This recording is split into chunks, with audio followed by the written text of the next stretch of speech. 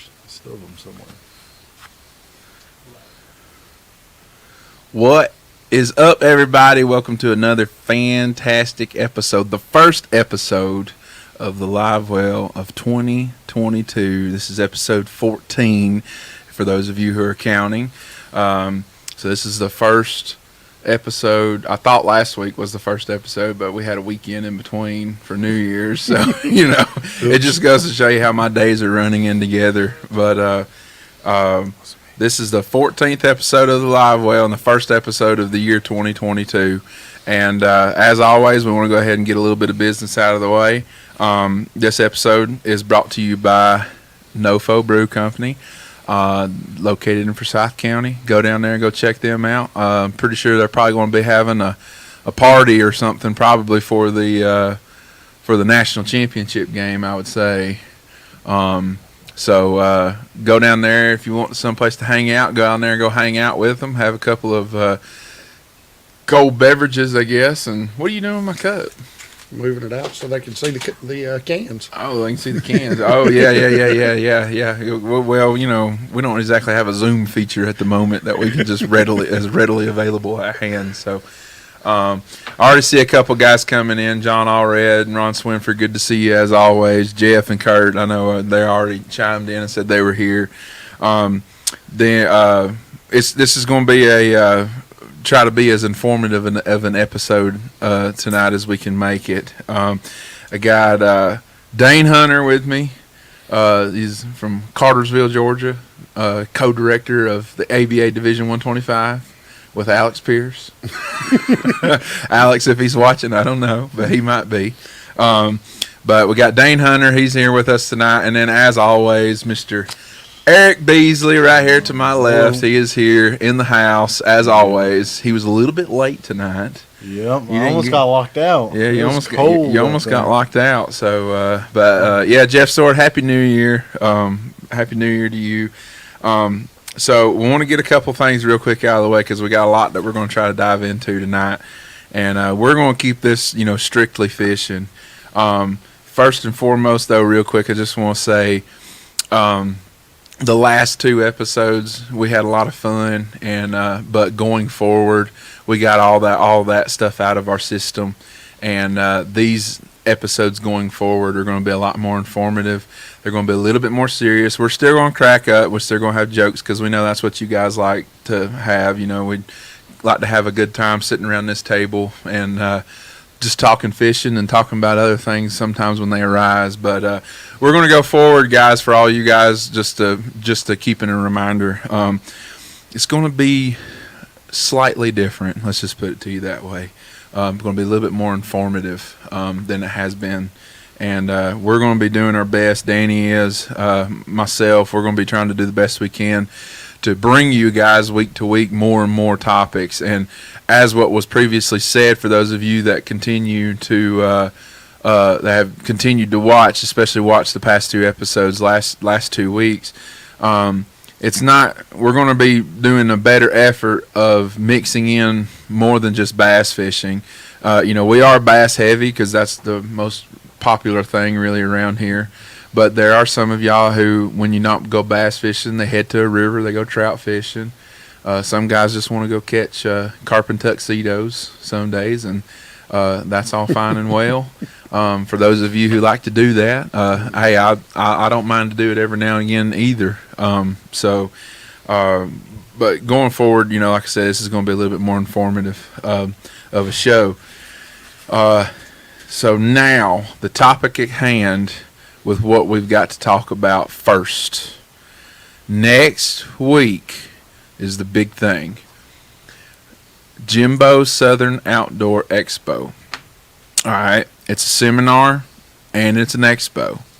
What do you mean by that? Well, Friday night, all day Saturday, and all day Sunday, there's going to be, throughout the day, all day, there's going to be seminars on different topics in general fishing.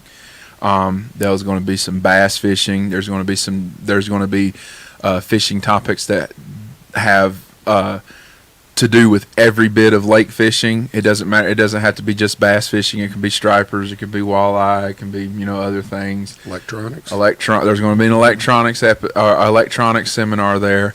Those seminars. So first of all, before I get ahead of myself, I'm reading this off a pad here. So January 14th, 15th, and 16th at the Lanier Conference Center. It's $10 to get entry into the door. There's going to I can't even begin to name off who's all going to be there.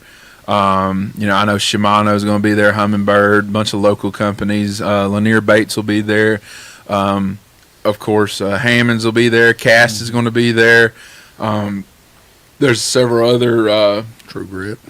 Several other ones. Yeah, True Grit's going to be there along with Fish North Georgia, and also Jesse Millsaps will be there right next to us in the True Grit tackle booth and the Fish North Georgia booth with the Georgia High School Fishing League, and he'll be there. So all you high school anglers or any of you guys who know high school anglers, come on out and come over there to that booth, and then of course stop right in. I'll be signing autographs. I'll have me some pictures there, and we'll be selling some stuff. And I actually think Jesse is doing a seminar. Jesse is doing a seminar about Sunday. Transition from high school to college fishing or the pros. He is. He will be there, and Jesse knows a lot about that. And yes, the seminar is at Lanier Tech and Cumming. It's called the Lanier Conference Center, is where it's at. I don't know the exact address, but you can go to Jimbo on Lanier's Facebook page, and he has all the information that I've skipped over, because I have skipped over some because simply I just don't have it wrote down. Tried to write down as much of it into as I could. But go over to Jimbo's page, give it a like. Also follow Jeff Nail. Them two guys are kind of the ones that are kind of really putting this thing together. So the seminars are $20. Some of them are free. Some of them are free, but some of them are $20. But all the details is on Jimbo's Facebook page. Exactly what Dane said. They are on Jimbo's Facebook page. So go over there. He's got a nice little sheet listed out there on the page, a picture of the times, who the people are, and the topics that are going to be discussed for Friday, Saturday, and Sunday. So go over there, go check that out. That way you can get all your questions in. But listen, you need to just come out anyway. We want to make this thing as big of a bang as we can, and we want to see you guys there because we're going to have a blast. I know we will. Oh yeah, and George Smith, I saw your comment earlier. Missed you at Allatoona. Hope to see you next Saturday on Lanier. Mm-hmm. So we've got a tournament on Lanier, but get to the seminar Friday or Sunday. Right, exactly. So come out and come see us, though, because we're going to be there. We're going to have a ball. We really are going to have a ball. So with that all being set aside, by the way, we will be there doing a live show Friday night. So no live show next Thursday because we're doing a live show Friday night at the seminar. And then we're probably going to be going live with a Wombo combo of Facebook Live and also going live in the Fish North Georgia booth. Josh and Danny, they're going to handle all that on Saturday and Sunday. I don't know exactly what all they got planned up their sleeve. I've been too busy doing what I do. Me and Josh have been slaving away this week trying to build as much product as we can for you guys so y'all can come get you some real good goodies. If you've paid attention to the Fish North Georgia group page in the past, I don't know, say 30 to 45 minutes, you will see two things that I've been working on today that are going to be available real soon. We also have one other thing that we're saving to be released at the Expo. You want to know what it is? Come to the Expo and find out. And you won't be disappointed. Oh, I've seen it, and you will not be disappointed. You will not be disappointed. I am very impressed. So you will not be disappointed. So come see us, and if you want to get some, because they're not going to be available on our website until after the Expo. So maybe I've piqued some of you guys' curiosity there with what's going on and what we've got planned. So Buddha will see you guys So George Smith, I actually swapped my work Saturday so I could be there. Good deal. Good to see. Good to see that. Good to hear that. Yeah, we're going to have jigs. We're going to have all the other stuff that we've got in the True Grit tackle booth. We'll also have some jerk baits and some soft plastics there as well that some of you guys don't know about yet, but they'll be there. So along with our apparel for Fish North Georgia and True Grit tackle.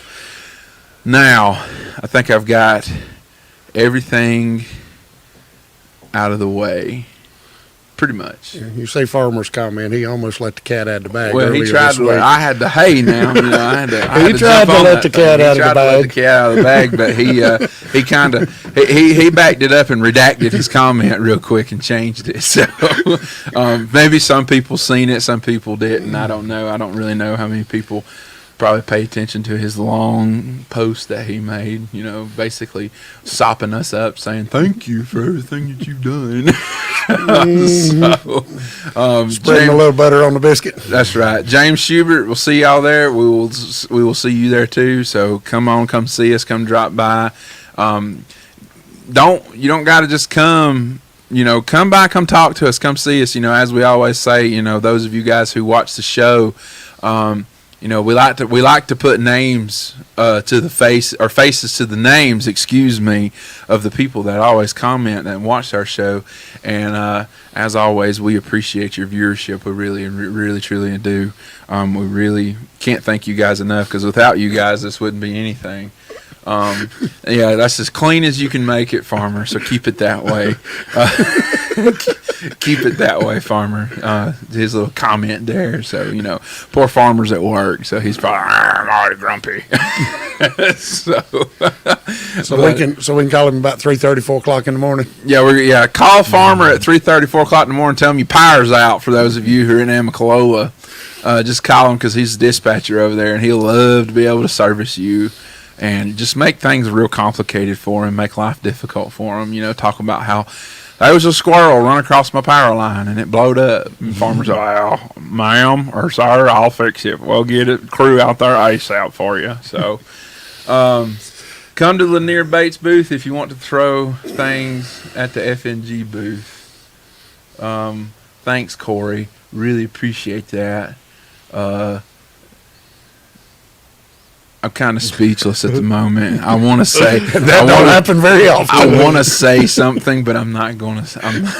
I'm not going to say something. So, Corey, I'll see you next Friday. How about that? So, with all that out of the way, I think we covered it pretty good. With all that out of the way, let's talk about what's going on right this minute in North Georgia. It's been hot. It's been unseasonably hot. But that's about to change. And now all of a sudden this week everything has changed, and everything will continue to change going into not just the end of this weekend and on into next week, which will hopefully kind of help us all out a little bit. Let's just put it to you like that. I think it will help the fishing. What do you think? It's got to help it. Right now on Allatoona, you can catch them in 2 foot and 42 foot. Right. The shallower fish are easier to catch. Right. But it's got the fish scattered bad. Yeah. The big fish are you got to really pinpoint right now on all these lakes exactly where the big fish are. And the big fish are kind of moving. They're not exactly hanging out in one specific kind of thing going on right now. Beasley's shaking his head yes, because he knows exactly what I'm talking about, because he's experienced it. The past month, it's been pretty much the guys, and I'm not going to say this is 100% true, but a few of the guys that I've talked to that have been winning some tournaments in the past several weeks, they found the fish that day. Yep. Mm-hmm. They found them that day. Mm-hmm. They knew how to get bit and what to do to get bit, but they couldn't guarantee at that exact moment that they would have a 20-pound bag. They may have been on a 15, 16-pound bag, but they've stumbled upon some bigger fish. And it's really, I'm going to say this in air quotes, I'm going to say it is random to a certain extent right now. But with this colder weather coming in, it should change everything. It really should help everything a lot. Well, I hadn't seen Barday with any comments tonight, but him and his partner this past Sunday. Yeah, they call it impressive largemouth for Alatoona. 7:38, if I remember correctly. I believe it was 7 I'm something. not sure if him or Chris called it, but Bardale will probably take credit for it, knowing him. yeah, but Chris was in the picture holding it, so Well, it I'll could let have been Chris. you know. You but never know. that was a stud, and my understanding is that's the second 7+ largemouth that's been caught here recently. Well, y'all had a lot of good bags. A lot of good bags were weighed in last weekend, weren't they? For Alatoona. Because wasn't there a couple of 13s and stuff mixed in there as well? I think the Sunday morning had a couple of really good bags. Yeah, for Alatoona. For Alatoona. Yeah. I fished the Porco with Mike Kinney Sunday afternoon, and there were some pretty decent bags. And you only fished for 4 hours, right? Only fished for 4 hours. Farmer and I fished it together. Mm-hmm. We actually had more weight than what we thought we had. Nothing impressive. We didn't kind of figure it out till the end. But there was late. Yeah. Too late. Day late and dollar short, Well, that's story of my life. But anyway. That's typically the way it always works right there. We started a little too deep, and then when we figured out the bite was a little shallower, 4 hours goes quick. Oh, yeah, yeah. So that comment, that right there, that guy B just made, and he said he'd been catching some on topwater on New Year's Eve. Yeah, the topwater bite on Lanier specifically hasn't really kind of died. It's really, right now, it's location. Mm-hmm. 3 weeks ago, I caught nearly 2 limits on topwater. Last weekend, I got 2 rises on topwater, and they wouldn't connect. The weekend before that, I caught 4 on topwater. So it's kind of been, just hit or miss for the most part. It's really just about finding those schooling fish right now that are actively feeding on the surface, and you will get your topwater bites. But that's going to be. It is awkward to say topwater. It is awkward to say catching fish on top. I mean, you would think if you say you're saying catching fish on topwater on New Year's Eve, we're on Okeechobee, where it's right now it's pre-spawn on Okeechobee. Them fish are starting to think about going on the bed here before if the conditions are right in January. There's going to be a wave of fish that'll spawn down there in January. That's crazy. What's that one you got hid right there from Ron Swimmer? It says, "Yeah, all according to the mood the fish are in." Exactly. Well, Ron said, last week on tuna they only caught 4. One sure keeper, 4 pound in 3 foot of water. Yeah, that's just kind of been the way that everything has been lately. Mm-hmm. Beasley had a decent little bag last Saturday at Scott Barnes' tournament. I think he had 13, little over 13 and a half pounds, basically. I don't know if you want to kind of elaborate on anything or give any kind of. It was a lot of running around. Like he said, you kind of find it that day. It's just covering water as much as possible until you land on it, and then you just fish your heart out once you find that pattern. Because, I've found a different pattern every day. It could be shallow, deep. The deeper fish are a little less quality right now, at least in my opinion. If I can find shallower fish, I will. And then those big fish baits, just throwing them all day. And it wasn't a super big bag, but as the day progressed, I started to get on bigger and bigger fish. So that was kind of key to me, throwing stuff, jerk baits, a bill, all that kind of deal. Anything that gets those bigger bites on the near, you guys know how it is. You guys know what to throw. Yeah, see, for me last Saturday, I had been averaging, somewhere between 13 to 15 pounds every time I've been going.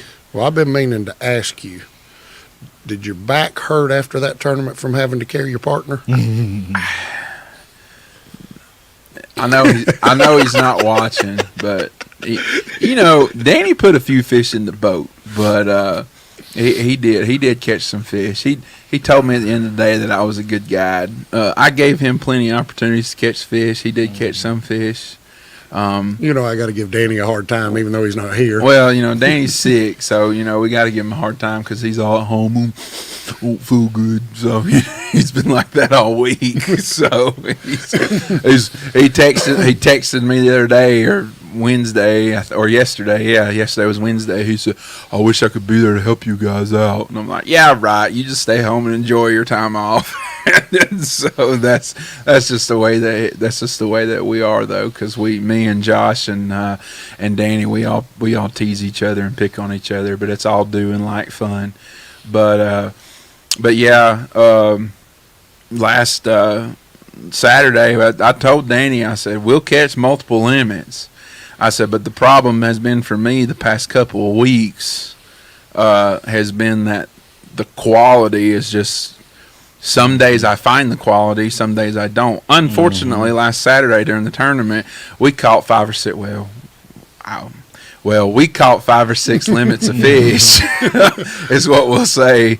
But I just never could really get no size. I mean, It just is just we've all had those days. We've all had them, and just some days the big ones just they're. Yeah. Where are they? I can't. I mean, because I fished several big fish areas down the lake. And that the past couple of weeks, I have actually caught some 3+ pounders on, and there were still fish there. However, they were this big. Yep. So I mean, you can't really do anything about that. They were biting the baits that I've been catching them on. So it's kind of just. Yeah. I mean, chalk it up to whatever. But there's what's up, ladies? Oh, Kevin my Underwood, he goodness. is here. He's in the Oh, house. my Mr. Lipsticker himself is here.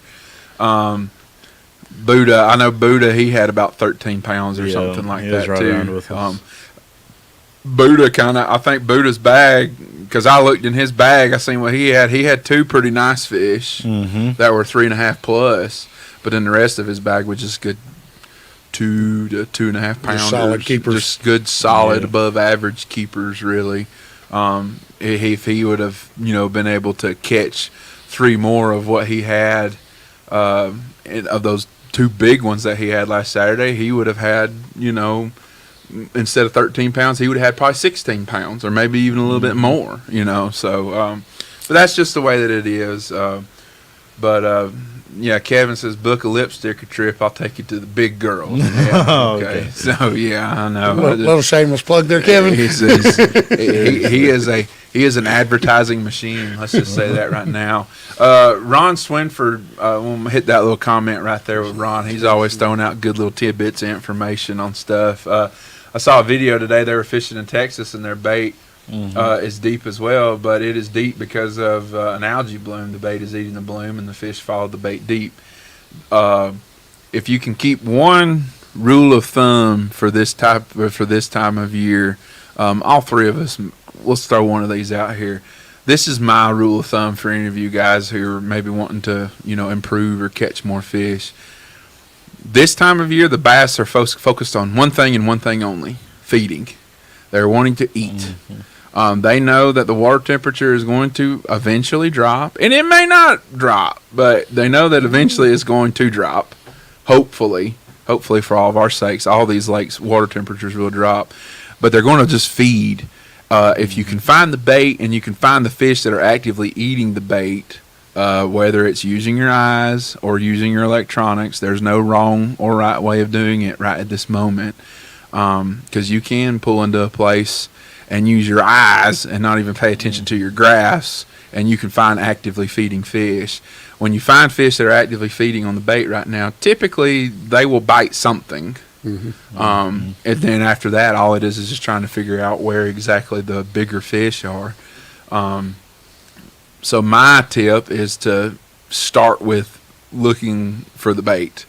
And your best general area to look for the bait right now on any of these lakes is heading to the backs of these creeks. Head to the backs of the creeks. Particularly, the best ones are particularly right now are the creeks that have deep water access to them right now, where they don't have to go as Very far. far. So what about you? What kind of little tidbit that you would give real quick, anybody? if Josh, can you scroll back up to Jonathan's comment? Yes. With the cold snap, it should send a lot of the fish deep, but at the same time, with all the rain, you should be able to get in the stained water and use a lipless crankbait, shallow crankbait. And that's kind of what happened to us on Allatoona this past weekend. Right. You know, if you went very far north, it was blown out muddy. If you went very far south, I'll be the first to tell you, in dark stained water, I don't do very well. We found... Is that just a confidence thing? Or is it in your mind? Probably both. A little bit both? Yeah. Okay. I just wanted to ask that. We found, in the mid-lake area, we found some stained water, but when you'd go through there with your boat or your trolling motor, it was just right on the top. Yeah, it would mix. And Jonathan picked up a crankbait, and it was bam, bam, bam, bam. You know, like I said earlier, we kind of figured it, put the pieces together a little late in the game. And, but yeah. So... What color crankbait was he throwing? The same color I was. If you follow him on Facebook, you'll know. I actually caught some Saturday with Danny on a red rock crawler. On a red crawl pattern rock crawler. I think Farmer was throwing a DT6 though. I think that's what he said. Yeah. He was throwing DT6, and he did swap over to a rock crawler, but then went back to the DT6 again. That bite, which is what Sorry, Farmer. Sold you out, brother. We're going to talk about that a little bit. That bite that we're specifically talking about, it should get better. Yeah. It should get better. Not going to say for sure it's going to get better because, again, New Year's Day, we're sitting there at Scott's tournament, and I seen Scott was watching. Say, hey, Scott, good to see you coming and watching. He's been whacking. And he whacked on him. But we were all there's a couple of us all grouped up together, holding on to each other's boats Saturday before the blast off, and we were all sitting there talking, and we're like, are we sure it's January 1st or March 31st? Because it felt like a March 31st tournament, and I know Scott watching, I know he'll probably say the same thing. It just felt like everybody should have been fishing like the bank and stuff, or looking for pre-spawn spots in largemouth and stuff like that. Yeah. I mean, it was just the way that it felt out there. The day before that tournament, that mud bite, it was ridiculous. The day before that tournament, the mud was just right in some of these creeks. Throwing a spinnerbait dead on the bank around any rocks, that was fun. That was a lot of fun. And what Kevin said right there is textbook for any lake. Warm rain, muddy water, and you get some sun out the day after it rains. It heats up really, really fast. And the fish, it doesn't matter really what the water temperature is. The fish flood that this time of year. They will get up there on the bank, and it is a good way to be as productive as you can to find bigger fish. But the end of that was what he said, cold rain, cold muddy water, get out of it. Exactly. They will do the exact opposite. And they will go completely the other direction of where that cold, muddy water is. Yeah. And that's on any lake. That's not just on Lanier. We're talking Allatoona. We're talking Gunnersville. We're talking Weiss, or anywhere, West Point. It doesn't matter. That is pretty much textbook for anything when it comes to that situation. Yeah, Farmer said it's all good. Everybody knows about the Demon and the DT. Well, see, the other thing I missed Sunday on Allatoona was, you go back a week ago, Allatoona was almost 15 foot down. Right. Now you look at it, it's like 9.5 foot down last time I looked. It came up. So you had all that water pushing in. And it came up nearly 6 feet. Yeah. And a lot of times this time of year when you have an influx of water, the fish will go. When it goes up, the fish will also follow the water as it rises. And when that happens, typically they do that, but they scatter because they have all this, they're like children running into a new Toys R Us. Well, Toys R Us don't exist anymore. They're like children going to the toy aisle at Walmart. Oh, look at all this stuff. And they just run up and down the aisles, but they're basically doing the same thing. They're running up and down the bank. And they just won't really sit still. On nothing, really. They'll sit still for a few minutes, and then they'll go on somewhere else. They're constantly cruising around. There's Barday. There's Barday. Love the stain on Allatoona. We know you do. All right, Barday, who caught that fish? You or Chris? We were talking about that, Barday. Who caught the fish? You or Chris White? So whenever you can, answer that question because we want to know. Again, Facebook user there. Hello, fellers. Real quick, as always, we want to go out there and we want to say, for those of you watching on Facebook Live right now, go to www.streamyard.com / I can't even remember what the rest of it is. Facebook. /YouTube. No. No, it's back. Yeah, it's right over. It's look at me. It's scrolling across. I think it's scrolling across the. Chris had a good guide. Chris had a good guide. Okay. So, Mikey Temples, he said caught a ton on Texas Rig Black and Blue Cinco and some stain water. That's a good staple bait to use this time of year. It's just a nice, good little thick, short profile on a stick bait. Doesn't have a whole lot of ton of action to it. And for a lethargic bass that's wanting to be up there in shallow water, it's an easy meal. It's an easy meal. So, But so what are you going? That stained water is like 60 something degrees, and the main lake was like 57. I mean, it was like 3 or 4 degrees. Saturday I found 64.6. Did you? Oh my God! I've been seeing like maybe 61. I never saw them. I found 64.6. Wow, way up the chastity. Yeah, that's hot. I know where you found it. 64.6 is where I found it. I know where you and found I it. said, my Lord, I'm going to have. That's Alex Pierce. Look at him.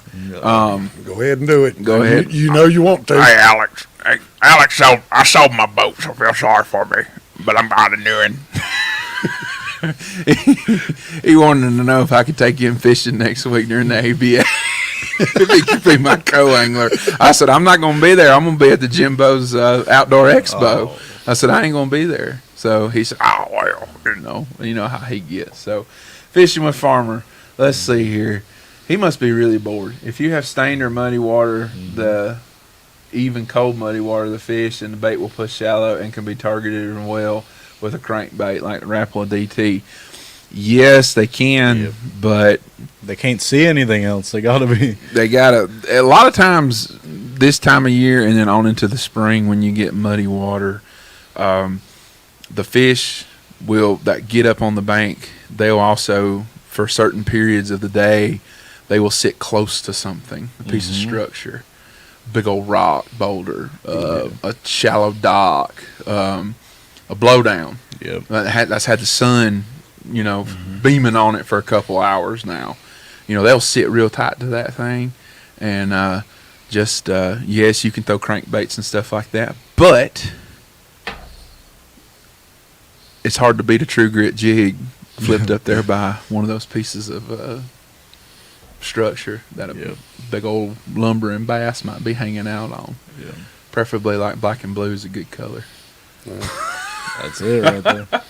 I'm trying to do some marketing, guys. Leave me alone. A bunch of my fish Sunday come on ditch digger. You go back a couple of weeks before that. He said you need some guidance for Toto Creek. What has worked in the past there? There are no fish in Toto Creek. So don't even go to Toto Creek. So, no. Toto Creek. Toto Creek can be a gamble. It's one of those places that I call it gamble. It's gamble part of the lake.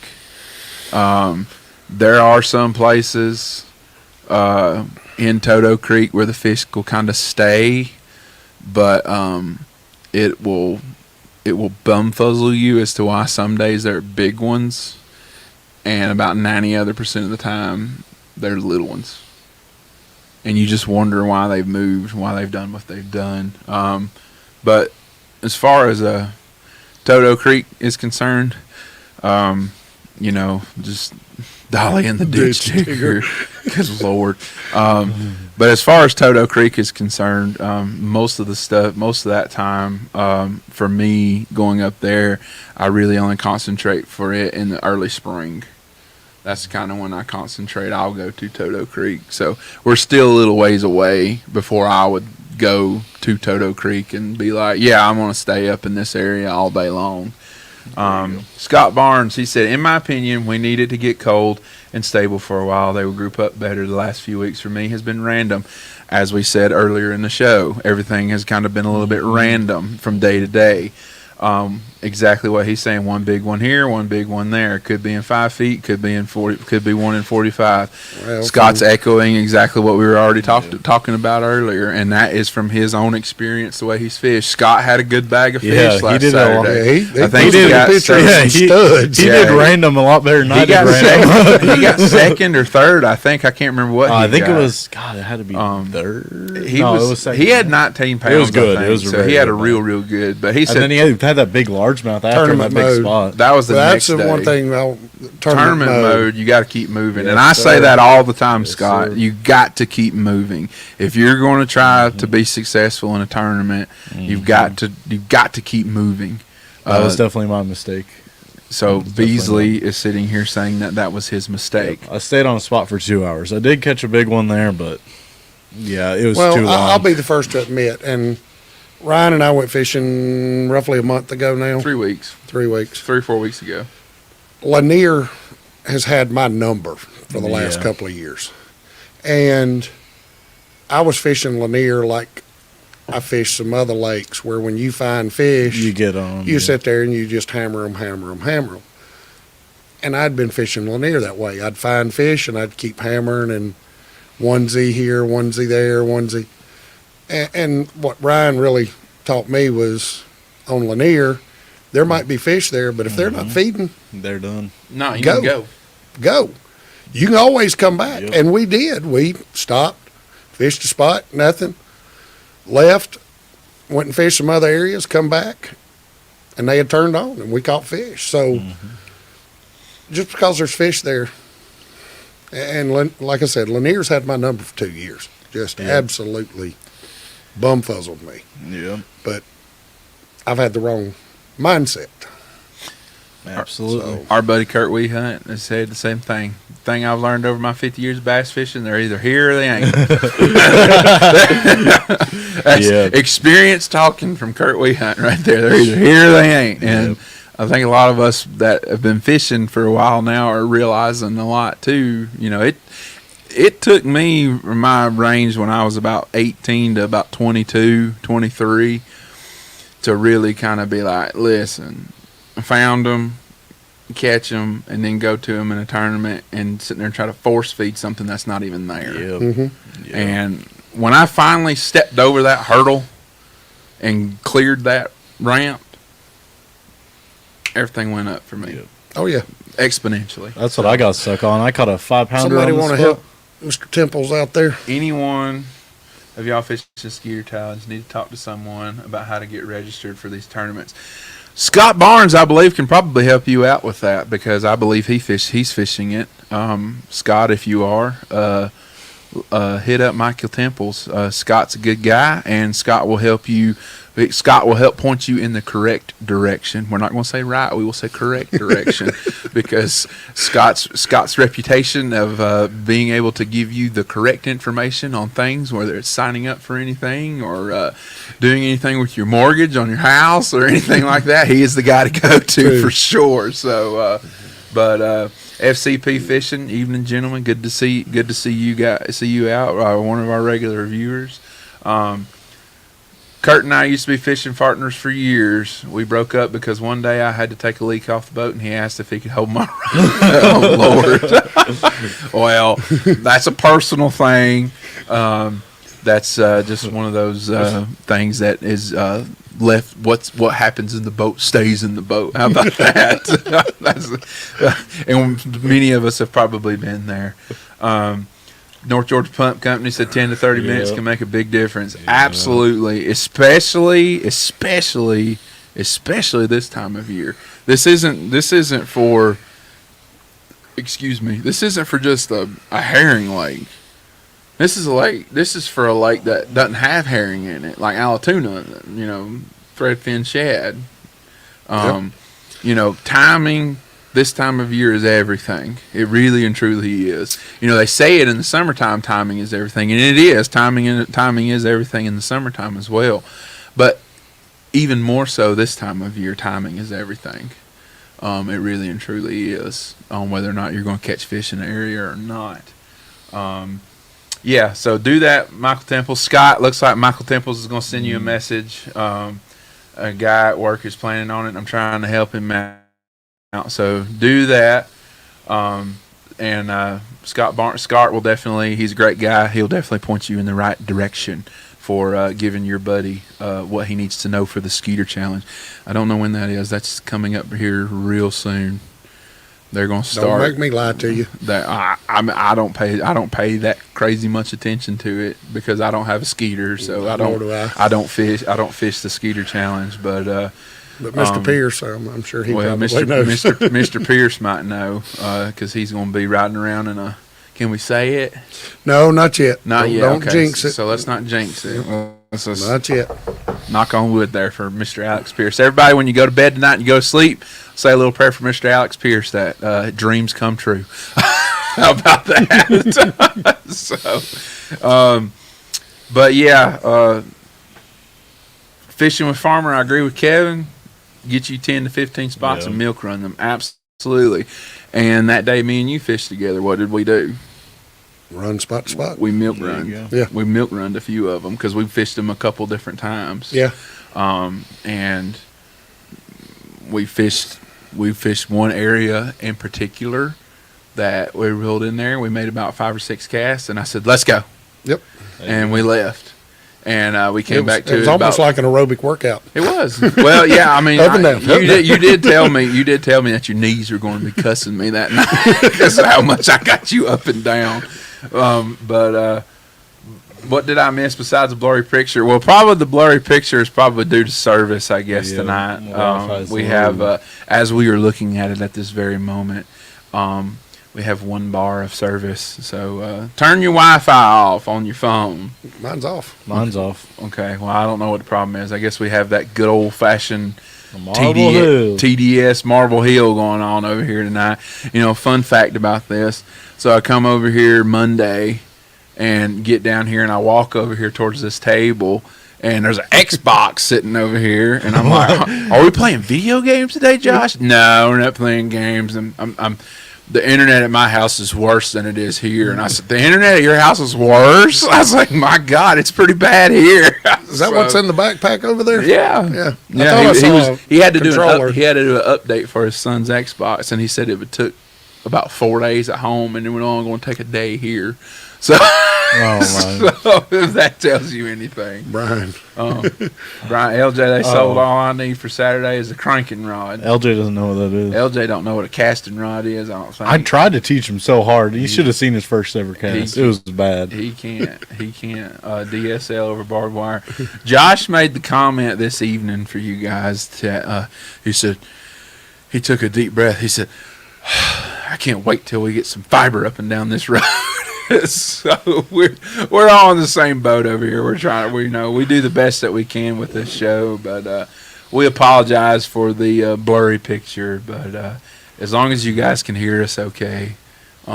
That's really what matters because tonight's a talking night. So Gonna kind of throw it out there since, the weather outside's not the best in the world. it's not. It's not. What's anybody seeing, They starting to see anything bad? Hope not. I don't think so. I got a text a while ago. Somebody told me Nashville's already white. Oh. Oh. Does Danny have COVID again? Under HIPAA regulations, we can't disclose that. If Josh wants to say, Josh can come say. I'm not at liberty to say. Well, yeah, you didn't say anything with that face. I said it pretty much without having to say it. So What's LJ say? Oh, he's doing really good though, guys. He really is. Speaking of that, real quick, Young punks young just punk don't. just don't know. That's true. oh man. You still have a lot to learn, young Padawan Yep. of the Jedi. Yep. Are you LJ's Padawan? I don't know. I just been called that. I don't know where that came from, but I could be. I mean, I don't see why not. We need to fish more together. That would be awesome. I'll be the Padawan if I get free guide trips. I say that's a good deal. You think that's a good deal? I think so. I think it's a good deal. I think so. Owen Thompson, I seen you the other day at the New Year's Day tournament on Lanier. Was good to see you, Owen. If I didn't speak to you or something, I apologize. Danny was chawing my ear off, wanting to know. So Danny wants to fish the tournament last Saturday, and let me just take a few minutes real quick. Just give me a few minutes. So Danny wants to fish. Danny wants to fish Scott's tournament. He begged me, and I said, Danny, at LJ, maximum at the moment, Danny, I said, if we get lucky, I said we'll have 15, 16 pounds. I said if not, I said we'll be flirting with that 12-pound range.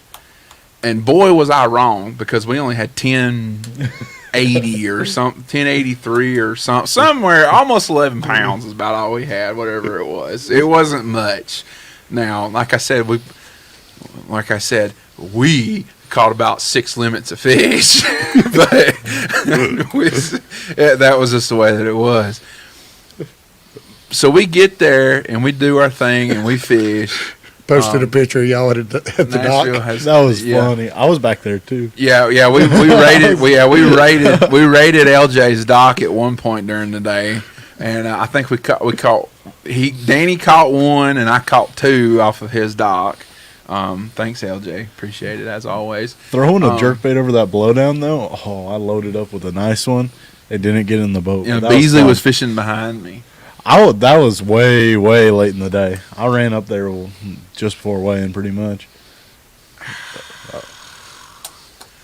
But that was fun. So we fished the tournament. During the tournament, first place we go up to. Well, no, I wasn't the first place. It was like the third place. It was our third stop that morning. We had 2 fish in the boat. And I'm like, we need to find some of these active ones that we can catch like in like 5 minutes, and we can load the boat up real quick. So I pulled up to a hole, and I pick up a Sebile, and I throw it. Danny picks up his Sebile. He clicks the button on his reel. Where do I throw? I said, over there. Throw that way. Son of a... What? I turn around and look. Did your line break down in your spool? No, I didn't break in spool. I spooled my reel. And I said, what? And I looked. And then I looked back at him. And I looked down and I kicked my trolling motor on 100. And I headed straight in the direction of where his Sebile went. And I found his little line. And his line was, and those of you guys who know this, that's fish. His line was doing the little curlicue thing like real tight. So his line's been on there for too long. A minute. So I dip my rod down there and I grab it and pull it up and I reel this thing up in my hand like this. And there's like maybe 50 yards of line on this reel. And he spooled the sucker. So he gets up there, cuts it off, puts it in my little trash can that I got in my boat. And he sits down. Well, by then we've done run over top of the point that we were fishing at the mouth of this creek. So I'm gonna turn around and pick up the trolling motor. When I pick up the trolling motor, get ready to leave, he's sitting there with a 600-yard spool of line. And he's commencing to start reeling more line up onto his reel. I said, you're going to have to wait until we get to the next spot. We got to go around the corner over here. So he done that.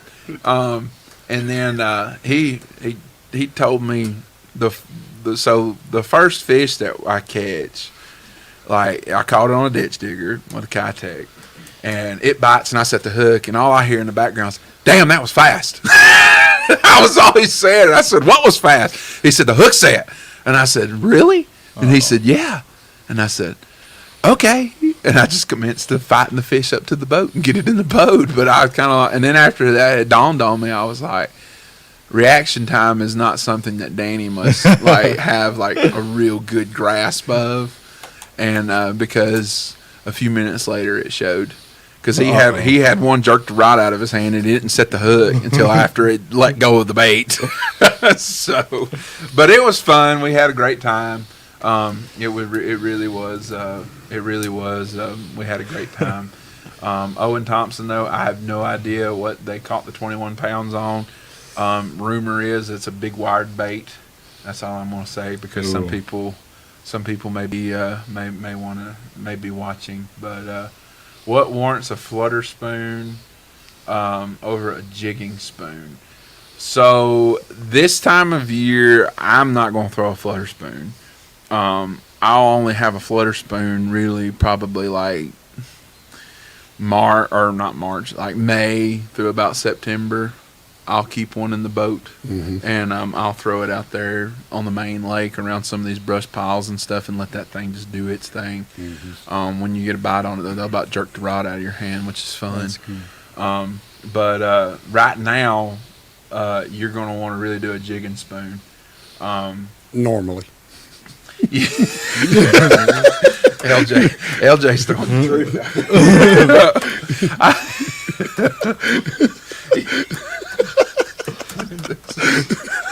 That's pretty bad, but it's accurate. It was very accurate. I think the bird nest was on a spinning rod too. It was pretty bad. I told her, turned around at one point and I looked at him. I said, "I got line in my boat. I got plenty of line." And then I forgot you brought 2 600-yard spools of line with you. I said, "Good God Almighty!" He did. He really did. Danny, we love you. If you're watching, I doubt you're watching, but we love you to death.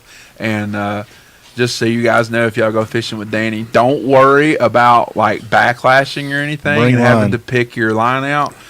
Just cut the thing, because Danny's got 600 yards of line in his backpack, so don't even worry about it. But as far as the jigging spoon right now is definitely something to keep in the boat. If you read Mondo Man, if you read Mr. James Harmon's fishing reports that he gives out there, a jigging spoon is something right now that he is actively using. And so if you want to know any more about that, go hit up LJ. You can go out on a trip with him, or he might be generous enough to give you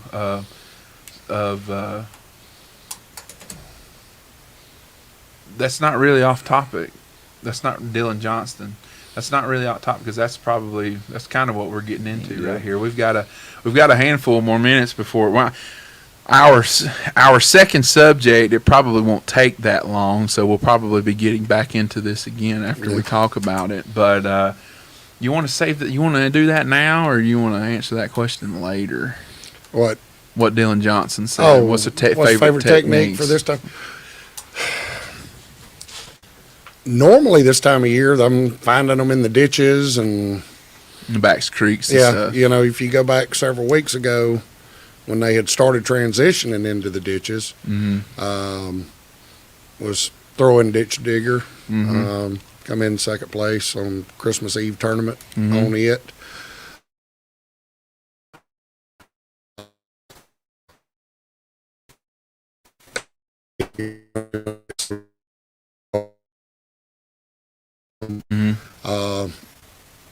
So it really depends on the lake, Dylan, you know, to what my favorite technique is, because on Allatoona, I've never really had a whole lot of luck on a jigging spoon. So, you know, that's, you know, if you're talking Lanier, find you some ditches, some timber. There's always going to be deep fish. If you're talking Carters, you know, with the LY up there, there's always fish deep. And that vertical jigging spoon it's awesome. Oh yeah, such a fun bite. In your hand. Such a fun bite. Yeah, if you're in colder weather and you're on Carters and you don't have one tied on, you're missing opportunity. Really? Yeah, absolutely. So what about you? For me, it's a jerkbait. Jerkbait is like a crack for me. A fluke or a jerkbait is so much fun. I don't care what size of fish I'm catching. It's fun. I don't know why. I don't know. Finesse swim bait, that's a good one too. Yeah. That's a really good one. So I'm pretty much, if you look at the deck of my boat right now, or in my rod locker right now for this time of year, I've got rods. You might need an electric reel on Carters. You might need an electric reel. Yeah, you might. You really might need one on Carters, because you might find some fish in about 150 feet of water. Yeah, look at Nick Treadwell. Yeah, you can catch fish with a spoon on tuna, but it's got stripes for only 10 inches. Good Lord. That's rough right there. Carp in a soup. Yeah, exactly. Carp in a tuxedo. Yeah. LJ sat right there, a Demiki in a drop shot in cold deep water. Yeah. That's definitely Absolutely. one. That's Definitely one fun bait, technique. too. That's not just a Lanier thing either. That That's you can very do fun. that on any of these lakes around here this time of year. Definitely something to keep on the deck of your boat. Well, that one right there also, underspin. Underspin. Slow rolling it. Kevin's been Absolutely. catching some pretty good fish on a spot choker underspin. Slow He's been rolling, telling me sure. about it. He's really liked that bait. Available at Fish North Georgia. You can get spot choker. For me though, going into this question, what do you think the top 5 best on? Who do you think the top 5 best on Lanier is? For now, because see, that's really a hard question to answer for like Yeah. right now, because everyone on the big guys on Lanier, they have their times of the year where they do really, really good, and then they have time. They're always consistent, but they all have their certain times of the year where you can roll up to the ramp and they're there, and you're And just any like, given eh. Saturday, somebody can land on them, and the guy that's been landing on them can miss them. Yeah, exactly, and that's Yeah. true for just bass fishing in general. But back to the little baits things real quick. If I'm heading to any of these lakes right here, I've got me 2 different kind of swim baits on. Absolutely. One that I can, like a ditch digger, that I can crawl on the bottom, and then one with a lighter head that I can throw up higher in the water column.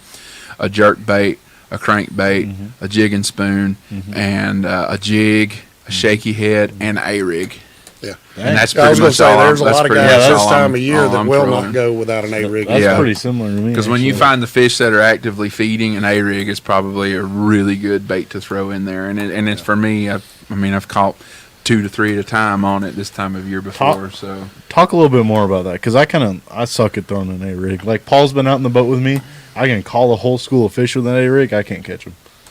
So the A-rig for me, this is just me personally. The A-rig for me is location, location, location. Okay.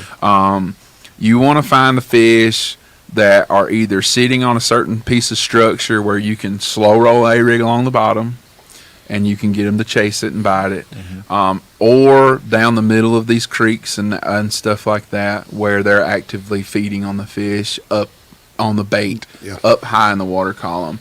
It's something that you can look at them and you can see it and you can throw it at them and reel that thing back. And when they want to see it, you can confuse them and you can trick them, and they'll think that, oh, there goes that school of baits. A pot of that bait's broke off, and they'll go chase it down. Well, if you remember the last time we went to Lanier, when we found huge bait balls, we couldn't get those fish to really truly eat. Yeah. But when we found the smaller pods of I bait, agree. I agree. it was hold on to your rod. And that is a trick. That is a big thing this time of year. There is such a thing, It's and too when much we bait. had the backwoods boys on there is such a thing on any different location on any of these lakes around here as too much bait. Absolutely. Because when they have an area where there's so much bait in there, where all they got to do is swim through the bait ball with their mouth open and gorge themselves, why do they need to chase a bait that's off here somewhere a little bit else, doing something a little bit different than what that bait ball's doing? Why do they need to eat it? So they just won't chase it when they're so keyed in on what they're feeding on. And that's really the key is, being keyed in on the bait. Sometimes with that big bait ball, just getting around the sides of it, that's a pretty good deal. But like you were saying, I mean, it's really hard to pick those fish off because they just got so much food. So let's see here, LJ. Let's skip that comment. I was so focused on other things. So the biggest trick, I will say this, with an A-rig, because I seen Ron Swinford also talking about that and answer Beasley's question too. My A-rig, I always have at least one of the tails like dipped in chartreuse Okay. And if I don't have one of the tails dipped in chartreuse, I have one of my swimmers is a completely opposite color of the rest of them. All right, let me ask you, one of your swimmers, the one you've got toward the bottom, do you make it a heavier head? I do not. I use I the know same a lot heads. of people, well, I don't say a lot. I've talked to other people who swear by putting a heavier head to Keep it make it keeled. swim. Yeah. a certain, keeled to a certain. I'm in the book, and if that works for you, and if anybody watching too, if it works for you, don't change, don't do anything different. Don't sit here and change because I'm saying it, because I'm certainly not the world's expert on an A-rig. If they're going to buy an A-rig, though, I really don't think that it's got to be that scientific about it, because you're throwing a lead head with a bunch of wires on it. Yeah. And I only throw one with blades on it. Got 4 blades, 5-wire, 4-blade. That's the only one that I pretty much throw when I throw an A-rig. But like I said, I will dip a tail in chartreuse or orange, and I will sometimes change a color. If I've got 4 white swim baits on, then I'll have something that's like blue or green, something else a little bit different. I want to farmer's comment there. The Hog Farmer BFL Flex It. Is that the one that's got the really small wire that will I believe so. flex yeah. down and flex up? Yeah, when you pump Jonathan? it. Yeah, the same one I'm throwing. It looks really good. I just can't get good bites. I don't know why. Yeah, and my question to you, farmer, is have you ever had one of those break on you? Because that's a pretty thin wire, if that's the one I'm thinking of. He said yes. Yes, that's it, or yes, you've had one break. I'm sorry. I think- I asked multiple questions and didn't give you time. I apologize. We'll let for that. We'll let him comment before we hit Bassmaster Jim. Kurt Weehunt said, "I do put a heavier weight on the bottom back as a keel. Same plastic on every arm." There's really, to me, when it comes to A-rig, I don't think there's a wrong way to fish it. Like I said, I think Personal the key. preference. I think it's personal preference, but I will stick to this. I think it's location, location, location. Yeah. Well, the one that Jonathan's speaking of kind of interests me. I don't have one, but I had read some stuff on it that when you swim it a little faster, it kind of It squeezes collapses, down, yeah. and then when you slow it up, it kind of springs out. Yeah, you can also And, pump the rod and does that. Okay. Yeah. Do either one of you two, do both of you want to answer Bassmaster Jim's question? They'll go back to it.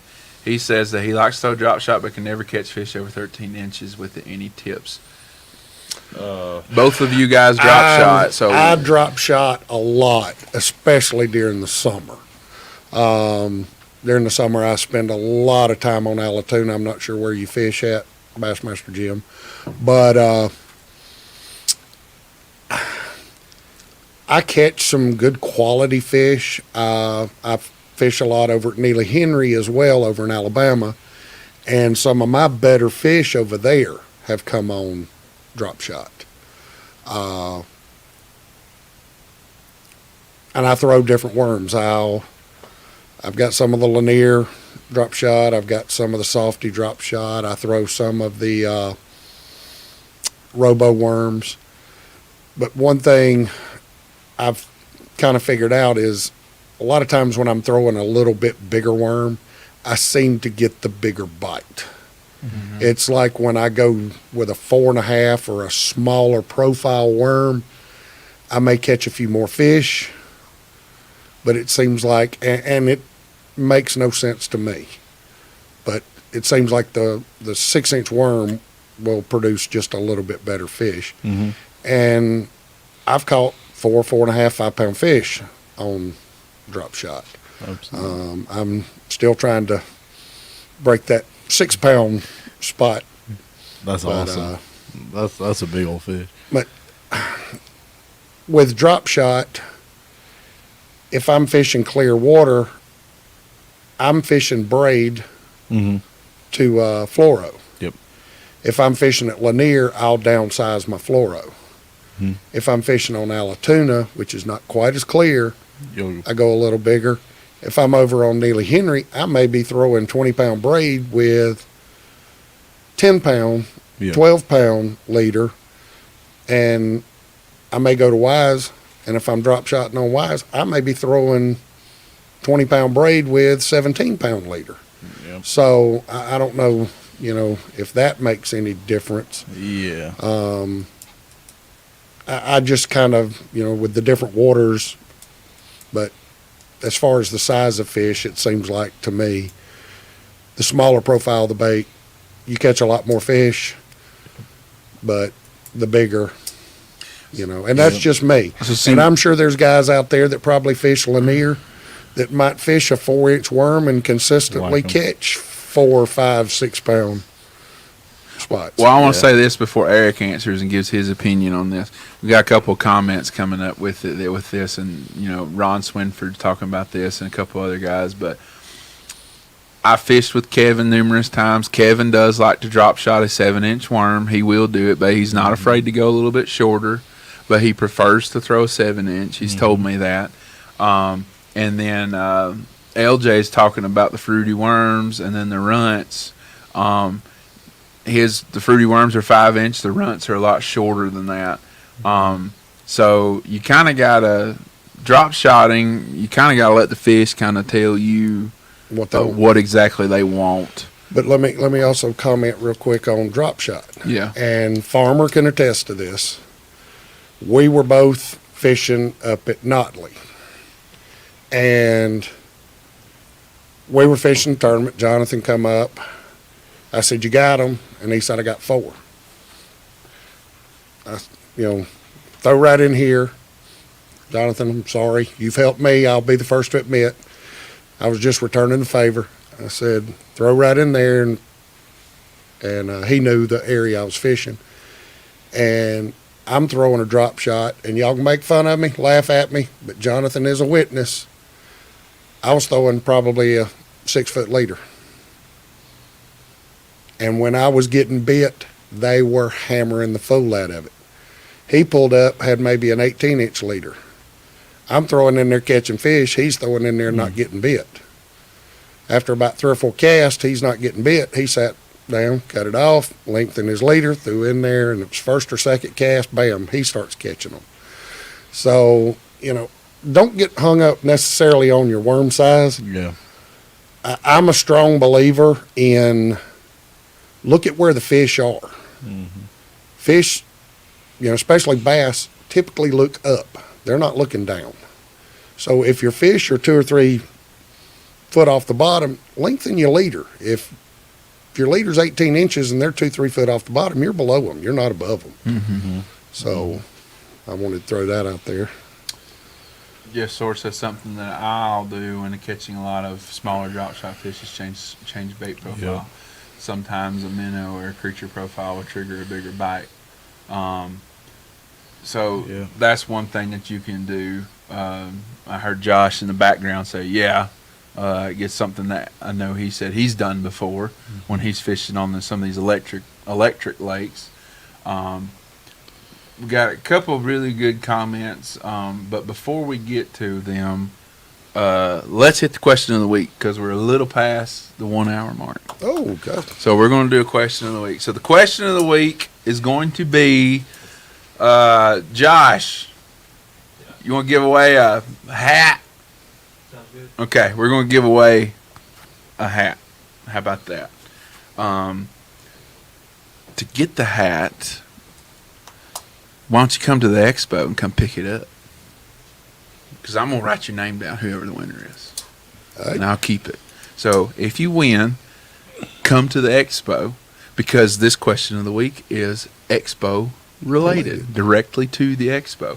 So just hold off on the questions or the comments real quick. We're going to do this real fast. Yep. The question of the week for all of you who are watching, get ready. What is the entry fee to get into the door at Jimbo's? Starting now. There you go. There's a lot of good drop shot Well, questions. that may be copyrighted. I can't do that. Oh, well, let's not copyright anything. We don't want to get. Oh, there it is. Oh, there it was. Let's see. Wyatt Richards looks like he was the first one to comment. So Wyatt Richards wins a FNG hat. And I know for a fact that Wyatt Richards will also be at the expo. Look at all this. Listen, I'm glad all you guys know exactly how much it costs to get inside the expo. So, with that being said, none of you guys who commented have no excuse not to come show your face to us next weekend on either Friday night, Saturday, or Sunday. So come see us and come check everything out. Again, guys, this is going to be a really, really good thing. So Wyatt Richards, we'll write his name down. He wins a free Fish North Georgia hat of his choice. So that was really good, you guys. You guys all commented like that. That was great. I like that. That was awesome. I hope all the questions this week would be like that, where it's like, all right, we got it. So appreciate y'all's participation in that. We'll do it again we'll do it again probably at the show. I would probably guess, if we can remind Danny. I don't know. Josh, write that down in your phone. All right. So back to drop shotting. Well, I wanted to backtrack to Jonathan's comment where I asked him earlier if he had ever had one break.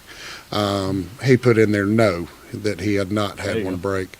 I use a lighter wire hook, you know. If I get a huge hook, will bend out instead of it's still pretty strong. I mean, that wire is still okay.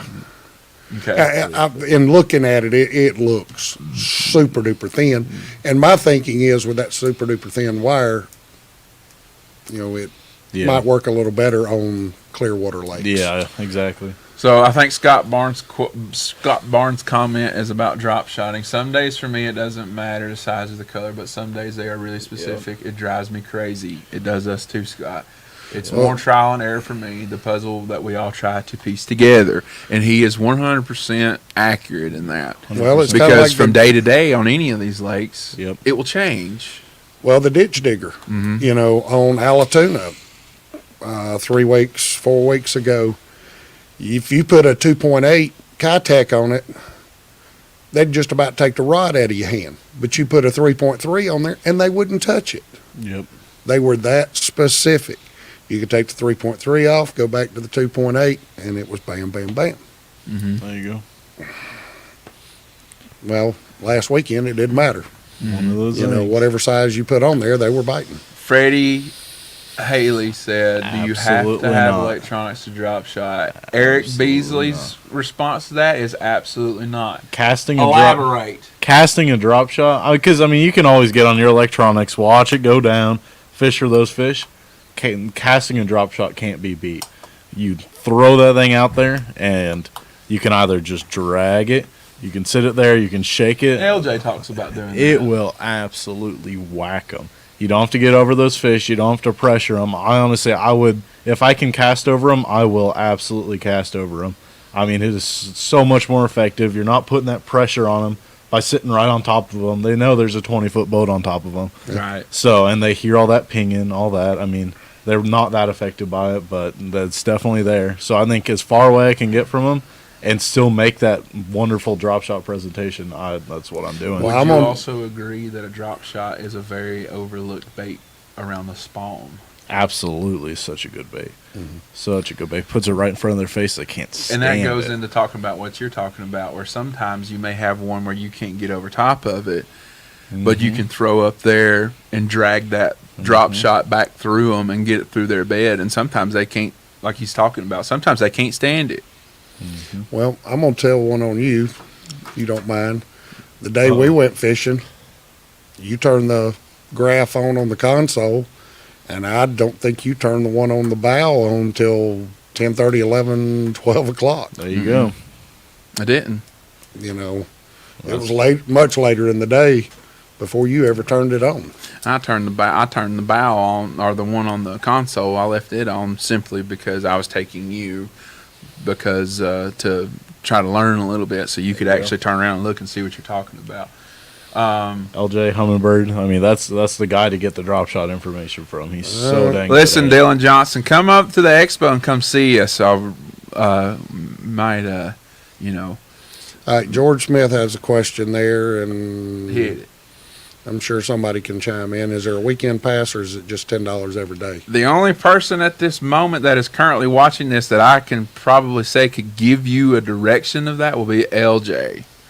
LJ, do you know, is it $10 every day or is it a $10 for like the weekend at the door? Or is there a weekend pass? that Or can is be there a bought? weekend pass? So we'll give LJ a couple minutes to respond to that. And yes, one of the guys too that will be there will be LJ. Yep. He will be giving a seminar. It's a free seminar Friday evening at 6:45. He is directly behind Jeff Nail. Jeff Nail will be the very first one to kick off all the seminars for the weekend at 5:30. Yep. So, and Jeff Nail's going over topography of a map. And let me tell you something. I fished with Jeff a couple times. Dude understands He's legit. stuff He's about legit. contours and how to look at your map. He can tell you, and what he's probably going to go into you. And I don't think Jeff is watching tonight, but any of you guys who might know Jeff will back this up. He can tell you before you even go to the lake. Here's some areas that I would go, depending upon the conditions right now, on what I would go look for and what I would go fish. Mm-hmm. He's very, very, very good at that. All these guys who are going to be doing seminars at the Expo are all very credible, and they're all very good guys. I promise you, you will learn something from any of these guys. So, again, come see us. Come see it. Come do it. I promise you, it'd be well worth your money to come do it and come spend some time for a couple hours on the weekend. Do you think because the drop shot is up off the bottom of the fish are more size or color picky on the drop shot baits than on a bottom bait? Maybe. However, let's channel our inner LJ here because of what he said on the show before. LJ typically picks based upon how deep he sees the fish. Yep. He uses Water his clarity. what the water clarity Yep. is and what the depth of the fish Absolutely. are. It depends upon LJ when what he will, because it doesn't take but a second to put a different color worm on, And it makes a difference. and it will make a It difference. makes And that a is why difference. fruity worms, which you can also get at Fish North Georgia, They're great. in store and online. It will depend upon what he's doing. So if you really want a good guide on that, go back and watch the episodes with LJ where he's talking about drop shotting, because that's all we've talked about when we've had LJ on. Or just message LJ directly. I'm Yeah. sure he will give you information on give you a good foundation on where to start when in terms of color. Yeah. And there's nothing like a guide trip with him, though. I mean, I've been on If one you with want to him. learn it, like what Eric's saying, if you wanna Yeah, learn there's it, go nothing with like it. it. I mean, he really is legit with the drop shot. He knows so much. I mean, he's out there all the time with it. But yeah, drop shotting is just one of those things. What Well, was I think- Kevin's comment right before that? Oh, Kevin, yeah, I was going to talk about his too. Sight fishing, bed fishing with a drop shot, cruisers, absolutely. Yeah. I mean, Yeah, it's just Kevin, that presentation right in front of him. Yeah, there's a lot of people that think if you're drop shotting, you got to be in, deep water.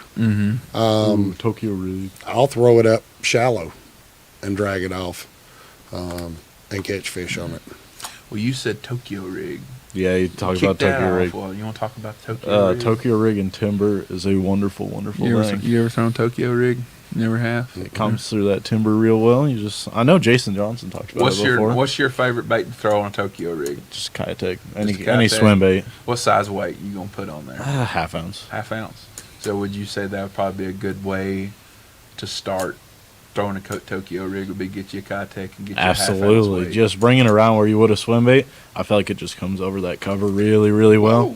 And I mean, that's a cool little bait. That's a fun little bait to fish around those trees where I feel like that swim bait head kind of digs up into that branch, and I think the Tokyo rig just slides over it. I like it. I really Farmer said straight shank hook or wide gap hook for your drop shot. Ooh, both. I was going to say both. Vertical, I'll go wide gap, and then casting, I'll go straight shank. I straight shank everything. You straight shank everything. It's a shot pretty or good rebar, hookup. whatever. Kevin has a hook that he likes a lot. It's a Gamakatsu, and it has a little pin up the shank, Okay. and it really kind of helps for holding onto it. Is it the G LJ's finesse? comment. Yeah, LJ's comment is call me at 1-800-JIM-LUG. No, 1-900 $10 a day. $10 a day, but it'll be a lot cheaper than the old There you go. $99 deal for the last few years. So $30 to come Friday, Saturday, and Sunday, and then another $20 to get in the door at the seminar. It's a good deal. information is worth it. I'm gonna go ahead and tell you right now. Heck yeah, If you want to learn something, Oh, there's going to be some good info. if you want to learn something, $20 is nothing. You can go sit. You can go sit. I know LJ's is free. Not all of them are pay to get in either, but some of them that you want to pay to get in, they'll be well worth their weight in gold. Absolutely. So LJ said it depends On thickness upon of the bait. thickness. Yeah, there you go. Um, LJ's little straight chain hook is pretty dang good. Adam Westbrook said when casting a drop shot out, if I start to see them under the boat, that's when I drop vertical. They will follow a fish head spin to the boat and then go to the bottom, and you can drop Perfect. and catch those at times. Perfect. That is absolutely You a can- textbook thing that you can do. That's what I've been doing with the Alabama rig. I'll throw it out down a ditch, bring it back, bring a whole school with me. and That's just what drop it's down. called. That's exactly what the one that Kevin likes too. Number four Gamakatsu. The rebar split shot hook or whatever it's called. Yeah. That's the one that he likes. Yeah, Kurt Weon, I use 1 and 1 alt, the rebarb Yep. or the owner cover shot is Yeah. what I use. Yeah. I'll tell one of myself. Sometimes when I drop shot, I'll actually, if I'm not fishing brush or something, Expose it. I'll actually nose hook Yeah. a Kitek. And Swimming around. Oh yeah. I had a co-angler a month or so ago that kind of taught me that trick here recently, and The owner. because I would just took it regular, Yeah. like Texas rig, and So you think it gives it just a little bit as it's falling down? With the nose hook, it's going to fall like this, Hook and then up. when it gets down to where it is, it's going to be sitting there dangling in their face. as you know, I play in the pool a lot with different baits. If you nose hook it, it has a totally different action than if you bury the hook in I it. never thought about that.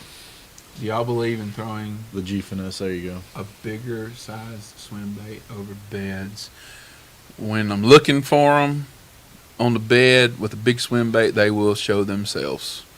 Mhm. They will definitely show themselves. They will chase it out. They won't.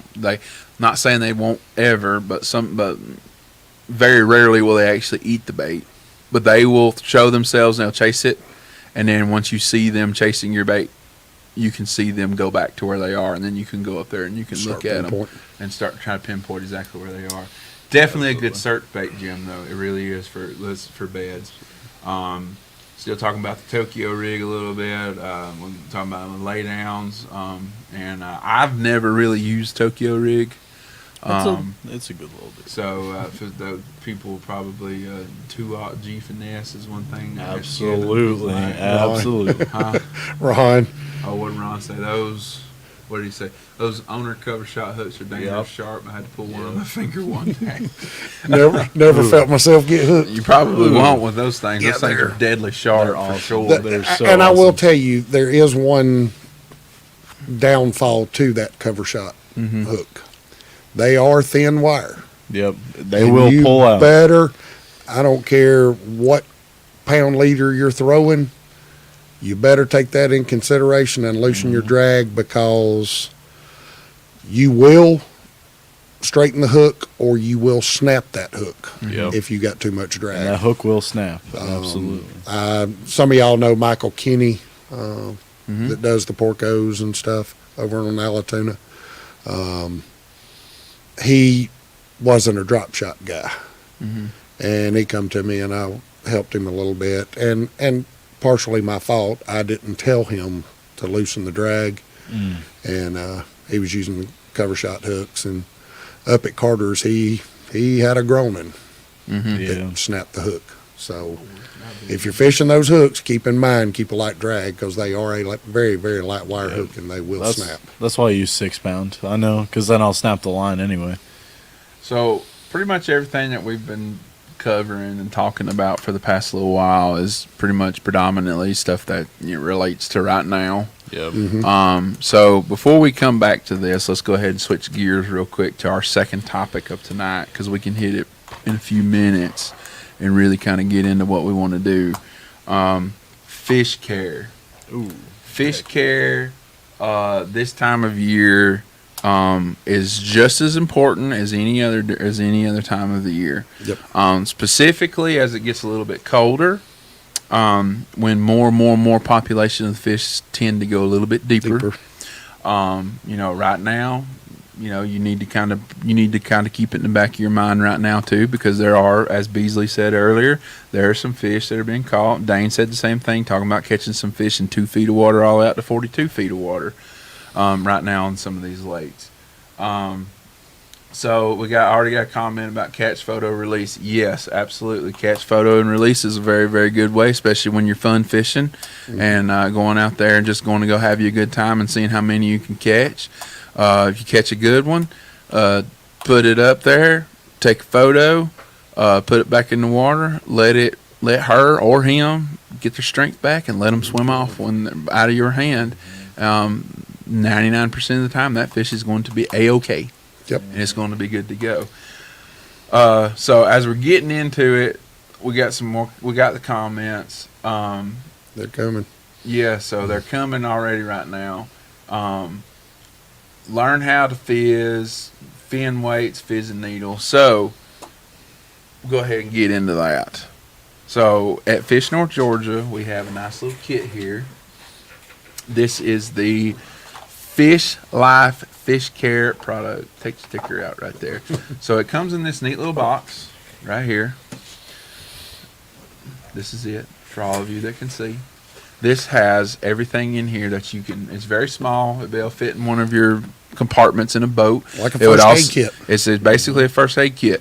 It would fit in a boat, fit in an electric boat. It would fit in a kayak. You can keep it in a bag in a kayak and your backpack or something like that in a kayak. But let's dig into what all comes in this. So of course you get this. You get a fancy little sticker here. It comes in every single box. So the first two things that's been commented on in terms of this, the first thing is fin clips. These are weighted fin clips. I do not know exactly how much these weigh. They're pretty hefty though.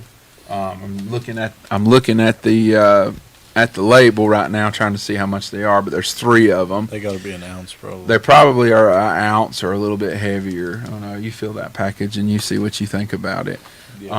So these can be things. The fin clips are something that you can use when you catch a fish out of about 40 feet or plus water, when they won't turn over on their side. If you don't have one of these, which is what we're about to talk about here in just a few seconds, a fizz needle, this is one of the options that you can use to help keep those fish turned upright, and they will essentially deflate themselves as long as they can stay upright. So you just click them onto the back of their fin. Sometimes you need to use, 2 or 3 of them on a fish. Sometimes you can just use like 1 or 2. It all just kind of depends. So you'll get a pack of 3 of these. The fizz needles is another thing, and Dane's got those. Dane, actually, he uses these. I actually use a diabetic needle. When I need to use one, I keep a couple of them in my boat, in my console, between my 2 bucket seats. I actually have a couple of those. You probably didn't see them when you fished with me that day, but I got a little Ziploc bag that's got some in them. But the fizz needles, there comes with 2 of them. It comes with a cleaning tool. And it comes with a cleaning tool in the bag that will help you clean the needle out, because these are hollow point needles. They have a little hole in them. Not sure if you can see that. You probably can't fish it right there, but hold on, farmer. Just chill, dude. We're getting into that, man. I get on into it. This was made to the Texas Department Parks and Wildlife specs. So it is 1.5 inch by 18 gauge needle. Mm-hmm. You got plenty of length, and you've got plenty of gauge to, when you puncture that swim bladder, it's going to open up, and it's going to allow you to release all that gas in the live well. And you remember, this must be done either in the live well or over the side of the boat. Yep. So if you're catching and releasing, having a good time, having fun, if you don't want to throw them in the live well, you can catch them, you can get it out there, and you can do it right over the side of the boat. Live well is just a little bit easier. Just fill you up a little bit of water into the live well real quick, and drop it in the live well, let it fill up for a minute or two, and then after the live well's filled up for a minute or two, go back in there, open up the live well, and then commence to go to the fizzing process. This fizzing process in this pack right here, it has a step-by-step little thing that shows you the anatomy of a bass, and it shows you where everything is. And this is a largemouth bass, and it says, lay the fish down. So turn the fish over inside the live well, fin down flat with the fin. So take its pectoral fins right here and pull them back. And then what I do when I need to do it, and this works for me. This is what works for me when I want to do it from the side. I can touch the side of the fin, the back of the fin where it's going down its side, and I can pretty much go from the width of my thumb back and insert the needle. And that's pretty much exactly underneath the scale. When you insert the needle, you have to continue to put it in there and keep it. At about a 45? At about a 45-degree angle. So if the fish is laying like this, you're going to come in here about like this. So if it's laying in the live well and we're looking at it like this right here, you're going to come in about like this, and you're going to get it. You're going to go underneath the scale. I promise you it don't hurt the fish. It does not if you do this correctly. Stick it in there. You're going to feel it go through the skin. After it hits the skin, when you keep pushing, you're going to feel something kind of get a little bit sticky. Mm-hmm. And when it gets in there a little bit sticky, all of a sudden, after about a second, air bubbles are going to come out. If you catch them really, really deep, sometimes you can hear it. Sometimes you can hear it. You can hear it fizzing. Yes, you can hear them do that. So that is one way to do it. When you pull the needle back out, you don't have to worry about anything. That swim bladder expands and contracts. So the hole that you put inside of that fish, when you pull the needle back out, the swim bladder closes itself back up. So you don't have to worry about, I don't feel like sticking the hole in the fish. No, I promise you, when you if I could, I'm trying to think of a way kind of to explain the way that swim bladder actually is. It's basically like, it's not like a plastic bag, like a Ziploc bag, where once you puncture it, there's no getting that hole back. It's almost like foam, elastic or foam. Like if you poke some foam, when you pull it back out, it'll close itself back up to a certain extent. So this has a step-by-step instruction right in here, and it tells you what you need to do right here. It comes in the bag with the needle. The other two things that you're going to get is a pair of this Fish Life first aid. If you gill rake something, if you gill rake a fish, or one swallows like a shaky head or something like that, or a jig, and it's bleeding, this stuff right here, open it up, turn that cap, turn it over, squirt it right there into it for a few seconds. I promise you it'll work. It really does work. I've actually used this stuff and it will stop the bleeding. It's basically a human version to fish of hydrogen peroxide. That's basically what it is. So it cleans the area and it helps the wound heal very fast. And then of course go ahead. Well, I was going to say on the wound care, something that I've been doing for years. Mm-hmm. Guys, if you got a Mountain Dew in the boat, there you go, and you got one bleeding, pour the Mountain Dew. Mountain Dew. It's that simple. Yep. It really is. That right there. This stuff right here, I use this year round. Absolutely. I don't care. Every single time. I do not care. There's some people in the ballpark camp that say, you don't need it in the wintertime. I use it anyway. I have a 2-step process for this anytime except for the summer. Mm-hmm. I always use this or G-Juice. Either one. I actually have a bottle of this in my boat right now. I couldn't find no G-Juice, and I needed some. So I actually use that. And then I will also use a cap full of peroxide in each side of my live well when I'm using my recirc pump on there. It'll keep the peroxide in there. Don't overdo it with the peroxide. Just about a cap full does plenty. And hydrogen peroxide is H2O2, so you're putting a little bit extra oxygen into the water Yeah. So it'll really help things. I've had very, very, very, very, very, very, very few dead fish since I've went with this and done this method. But you can get all this here at Fish North Georgia or online if you need to. It is a simple price of $34.99. Not that expensive, guys. It really isn't. It makes a difference. It does make a difference, especially any time of the year. If you don't want to go, I've seen some comments back up to the top.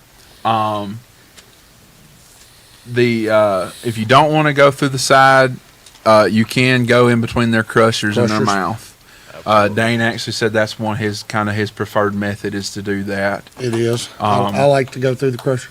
Guys, Me too. there are so many videos Yes, just on Google 'em. YouTube Yes. about how to do this. And I'll tell you, haven't run into it this year. Last year, several times, I would go to the lake, to a ramp, find fish floating, take out, I don't have oxygenators, Kurt. take out a needle and pick the fish up, fizz them, let them go, swim off. Was actually on Lanier pre-fishing for a tournament last January at one of the more popular ramps, and I probably fizzed close to 40 fish. Took me about an hour, but take the time. It's our we all enjoy catching them. Take a little bit of time and take care of the fish. The other thing, you're talking about oxygenators and things of that nature. Just kind of curious, how many people out there actually clean their live wells every once in a while? That's huge. That's huge. And it's almost time to clean them. Yeah. You need to clean them before the water temperature rises back up. When the water temperature goes down and then it hits its low, as you start seeing the water temperatures start to go back up in the spring, as we continue on into the spring, when you see a trend of the water temperature continually rising, you need to clean your live wells. And don't just clean the live wells. You need to clean the live wells, and you need to run your aerator pumps, and you need to run your recirc pumps. And all I do, and I know somebody's going to give me flack for this, but I ain't never had no issues, because as long as you're not lazy, you won't do it. I use a scrub brush. I actually have a tire brush from Walmart that's clean, and baking soda. I fill my live wells up with a water hose. I pour baking soda in them, and then I take that tire brush and I scrub everything. And then I run that baking soda through my live well pumps, because a lot of people forget that water, and basically what you're doing is you're killing the bacteria that's just going to grow, and because the bacteria lies dormant in your live wells, but then when the water temperature starts to rise back up again, they will come back alive. And I promise you, tournament guys that don't do this, if you forget to do it and you don't do it and you go an extended period of time without cleaning your live wells, you can have a limit of fish in your live well real quick, and within 10 minutes every single one of them be dead. Because some of this bacteria that's swimming around in the lake that comes back alive and gets back, I say it's alive the whole time, but when it gets to doing what it was made to do, the bacteria they will eat a fish alive. Oh, yeah. They will kill them. Well, I know last year, tournament, I'm not going to call out the name of the lake, but guy that fishes ABA with us calls me freaking out because his fish are dying. Well, come to find out, no problem with his live well. Live well was clean, no problem. What had happened was he was in a marina. They had a fuel spill, sucked the gas in, and that was killing his fish. We took his fish out of his boat, put them in my second live well. Basically, all 5 of them were on death's doorsteps. He ended up only losing a couple of them, which were, it's a sad situation, but kind of keep an eye on your surroundings. It happened. By the time he realized it, trying to pump it out, pump it back in. Farmer, I wasn't going to call you out. You read it on yourself. But, we were able to revive some of those fish. I ended up killing hour and a half of fishing time trying to save fish. Just use a little care, take care of it. We all enjoy it. Let's save it for our kids and on down the road. Absolutely. If you go somewhere and they've got ick and some of these other diseases, Oh yeah. before you go put your boat in another lake, Wash that. stuff. clean your live well, guys. It don't take, but like the process that I use, it takes me It's about quick. 30 minutes, and out of that 30 minutes, probably 10 to 12 minutes of that time is I've already scrubbed everything, and I'm basically pumping the water out. The baking soda water is out of my live well, and I'm sitting there pumping more water in from my well water to pump clean water to flush the baking soda out through the pumps, through all the tubes and everything, and back out the back of the boat. All right, can I get on a soapbox here for a second? Absolutely. I know a lot of you guys out there watching, y'all run tournaments and things of that nature. If you've got dead fish, don't let your anglers dump them back in the lake. No. That looks bad on all of us. If you got dead fish, pull them to the side. We've got a couple of guys that fish with us that will take the dead fish. They clean them, some of them eat them, family members, things of that nature. But guys that run tournaments, if you got dead fish, please don't let your guys throw them back in. It looks bad. So I get off my soapbox now. Well, glad you're done with your soapbox. So Kevin said what he said. I actually helped Kevin this past summer in August. He had gotten one thing I was going to say too. He had gotten some bad ice or something, I guess, and he didn't have any G-juice, and his fish were getting bad. And he called me and he was like, dude, my fish don't look good. And I was like, where are you at? And he's like, I'm right here at Three Sisters. I was like, come up. I'm right up here near Port Royale. Come find me. And he came to me and we put G-juice and we put some peroxide in his live well. And he didn't have any dead fish. There you go. So That G-juice will do some work. G-juice will help. G-juice we, will But do if work. you do the juice those fish, we Yeah. ice those fish, we did. If you do You can the- bring a Not fish everything. back from Yeah. some. If you sketch. do the ice thing, if you fish with Scott, and I highly recommend this with anybody, but if you do the ice thing, if I buy ice, I don't care where I buy it from. But the reason why I don't care where I buy it from is because no matter what, I got G-juice going in and I got some peroxide going in, and the G-juice will get rid of chlorine, and the peroxide will help kill anything else that might be in that ice.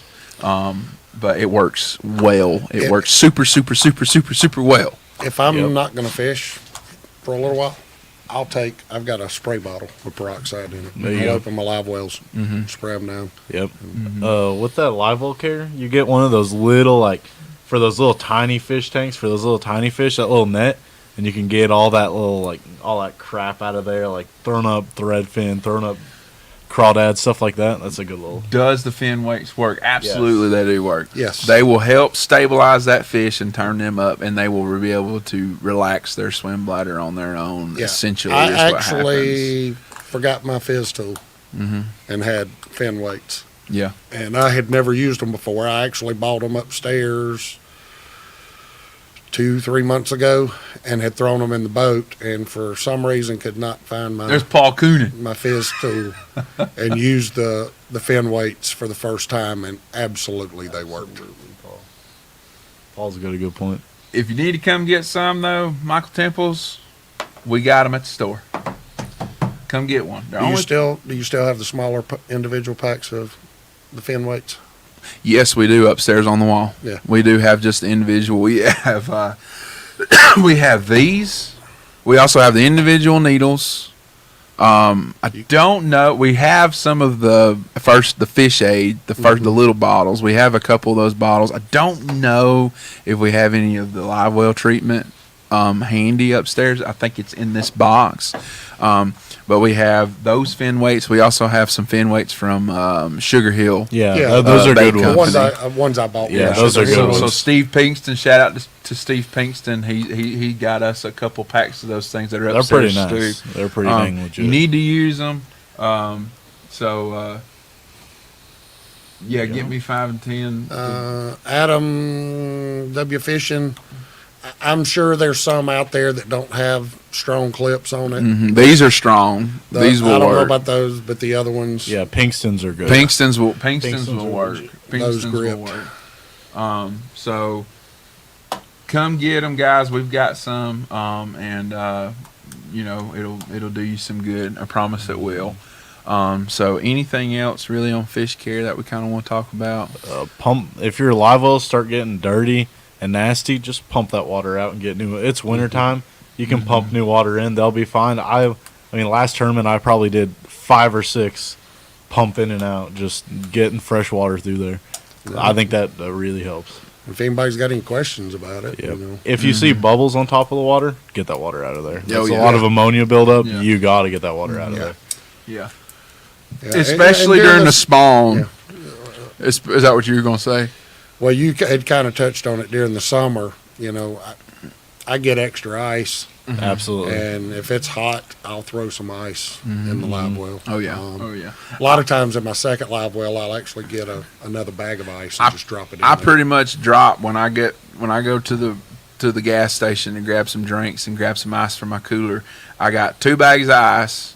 I put a closed bag in the bottom of my cooler, and then I empty a bag into my cooler for the drinks. And then I put a bag in my right live well and a bag in my left live well. And when I get to the lake, after I get to my first stop, I will fill lake water in to melt that ice with the G juice and the peroxide at 6 o'clock in the morning. At 2 o'clock in the afternoon, you can stick your hand in there to get those fish out to weigh in, and the water is considerably cooler than what the lake water is. As long as you run your recirculator pump and don't pump more lake water into your live wells, that water temperature in your live wells will stay 10, 12 degrees cooler. It really will, and that's can be the difference between having healthy fish that release. I mean, I've rolled up in August and it's hot, and when I open up my live well, I have to close the live well back real quick because they're about to jump out of the live well. Yeah. So that's my personal way of doing it. If you got any questions, though, any other questions, don't hesitate to reach out to me. I'll happily answer those. Happily answer those questions.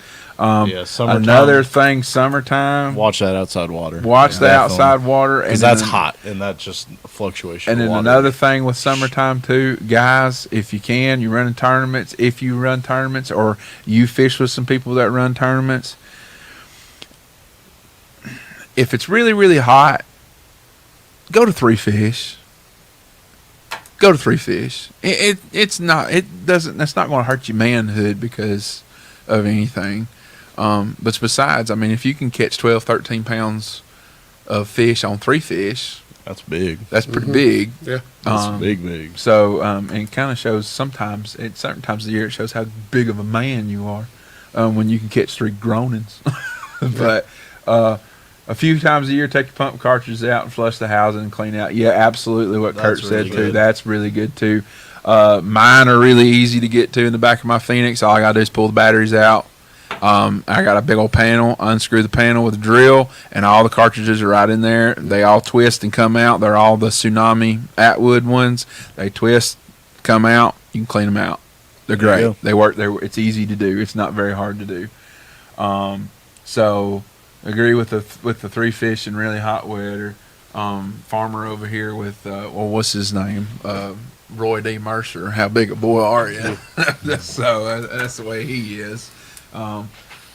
But with about 12 minutes to go, is there anything else that we want to kind of really hit on back to? I mean, it can be about fish care, but we can go back to talking about some of the things. How about this? Let's do this. What are some things that we're going to be baits between us 3 and techniques coming up now as it's starting to get colder? What are some things that are in the back of our minds we're going to be thinking about pretty hard of using? My next tournament is on Lanier. There you go. I'll, weather permitting, be going over Sunday, looking around, just trying to figure out the lay of the land. I'll be trying some different stuff, but in the back of my mind, I'm going to be looking at ditch digger. If they're still up shallow, maybe jig a little bit to try to, catch the kicker.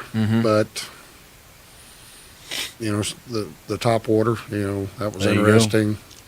What Eric said earlier, once again, here we are, December, January, and we're talking about top water. Yeah. To me, that's quite humorous. And But anyway, they're whacking it too. Crankbait. I'll definitely have one of those tied on. Possibly a rig. Michael Temple's asked about a blade bait. Blade bait, very cool bait. Do you throw one? Not very much. I don't throw one either, Not so really. I can't really answer that question. Not very much. It's not one of my. It's just a lipless crankbait, pretty much. I mean, you throw like a lipless crankbait, it's a little tighter wobble, kind of like that. I mean, I know a lot of people hop a spoon off the bottom, or a lot of people yo-yo a lipless crankbait. It's kind of right in between that. I think it fits a pretty good niche. I don't have great luck on it. I'd rather be ripping a lipless or a spoon or something, but for some people it really works well, and when it works, it works. So, I mean, if you want to go out there and try it, I think that bottom hopping yo-yo technique is kind of where it's at right now. I've heard you talk numerous times about the yo-yo technique. Kurt Weederhunt said Carolina rig.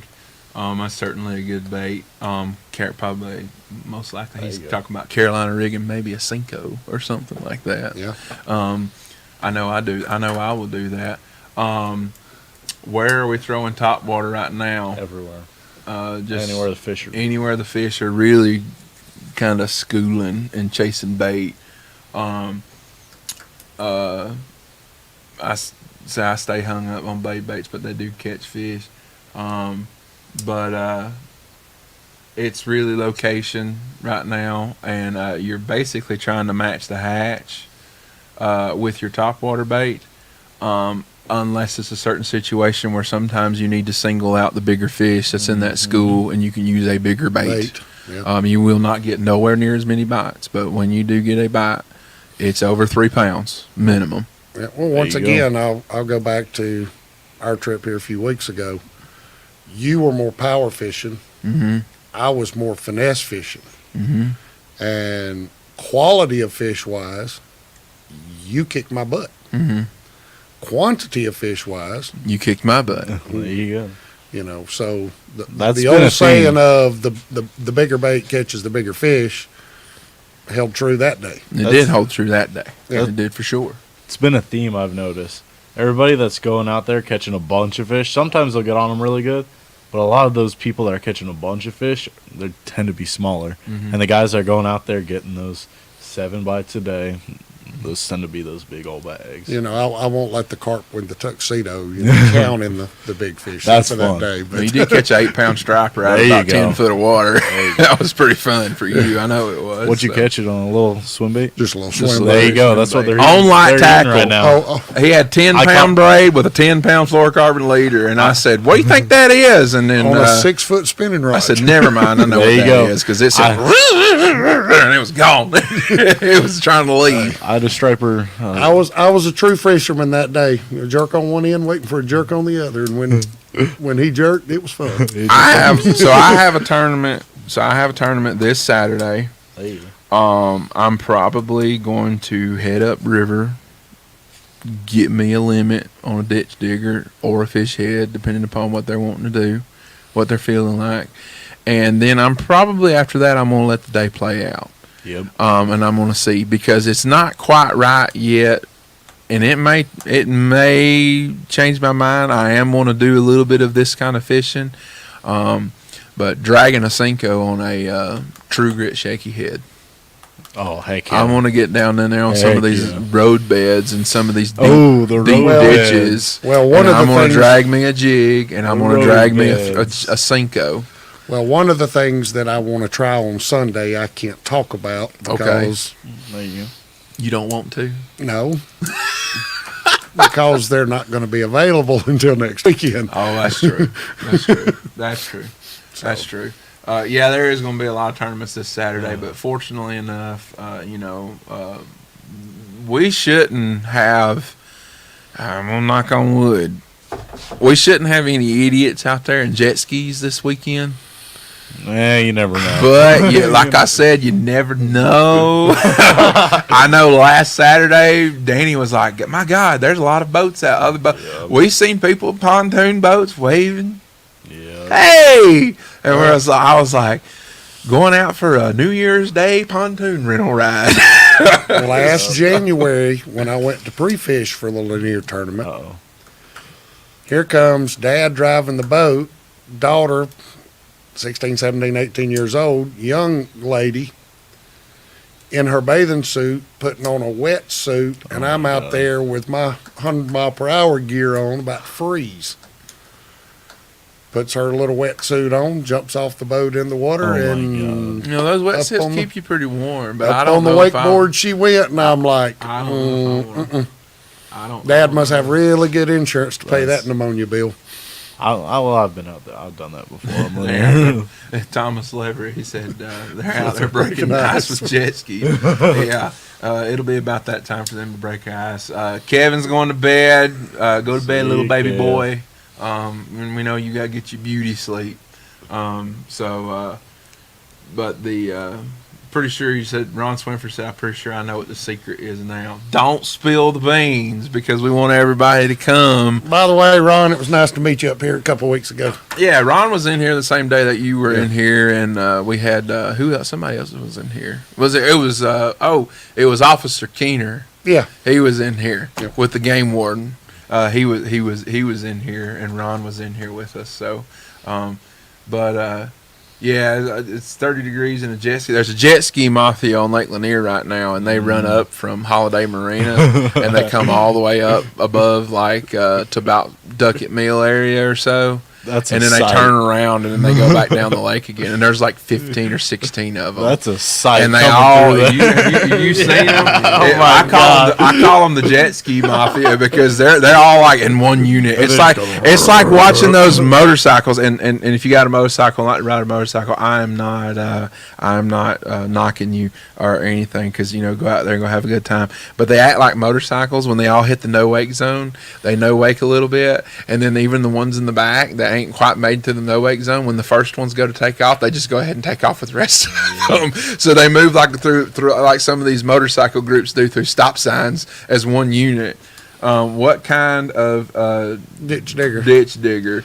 They are available here at Fish North, Georgia. They are available here at Fish North, Georgia. So if you pay attention to the Fish North, Georgia group page, we have been having our half-ounce white ditch diggers for a while now. Me and Josh, we can't make enough of them. Let me go grab one. If you want to, go ahead. But I've got two of the new ones. Michael Temples, I'll have them done. I'll get with Danny and I'll see what all it's got to have. What all is the rest of it because I can't remember what all you had in your order. I have those. I didn't know if you had another one. I didn't know if there was one over there or not. So these are the new ones.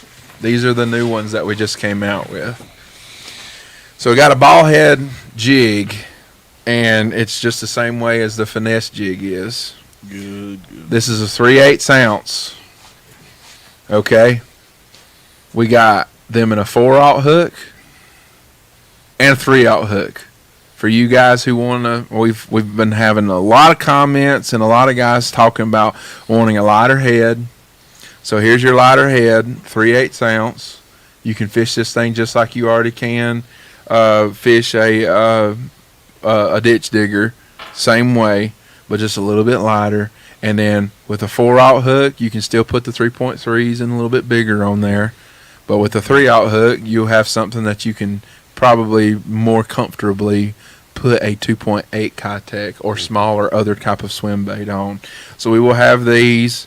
No, they're not on the website yet, so you just have to give us just a little bit of time.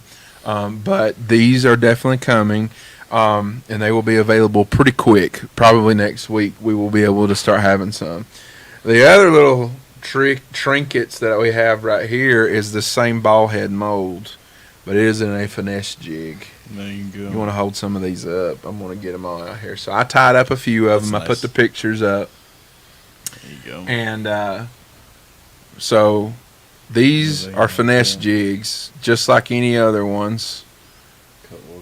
These are the finesse jigs. This one, I got a blue crawl right here in my hand, and I have a pumpernickel in my hand right here. That's the color. Here's right the there. old color right here. This is what Beasley's saying. Here's the old color right here is what he said. It's old fall crawl You right can't go here. wrong with that. You can't. Yes, I see what he said. You can't go wrong with it. Dane's got a lip That's smacker, and I he's like got a Chattahoochee crawl. Is that smoke? That is the Lanier Smoke one. So That's nice. this one, you guys can't have enough of this Lanier Smoke.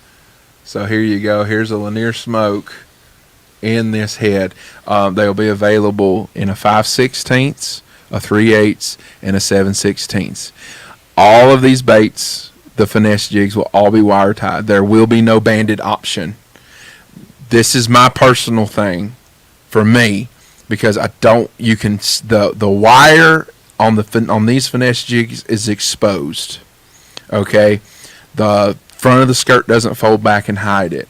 I personally, for just looks, I want the wire tied, and that's just what it's going to be. They're going to be $5.49 a piece. But I'm going to get some more. All the examples of all the colors. These will be available in all of our colors, and I will get some more pictures and more made up, and I'll get some more to be able to put onto the True Grip and the Fish North Georgia website that will be available to pick up. But Josh and I have been building like crazy. Been trying to do everything we can. Come see us next week, guys. Like I said, we've got a couple things. We'll have us some of these. We'll also have 1/2 ounce ditch diggers. But come see us next week at the Expo. We really, really appreciate it.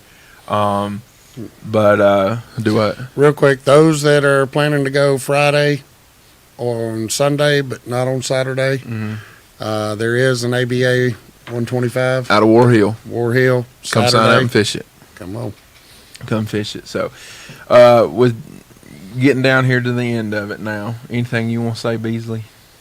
Real quick with that drop shot, what I was gonna say earlier. Okay. Kind of the way Brian Thrift approaches the shaky head.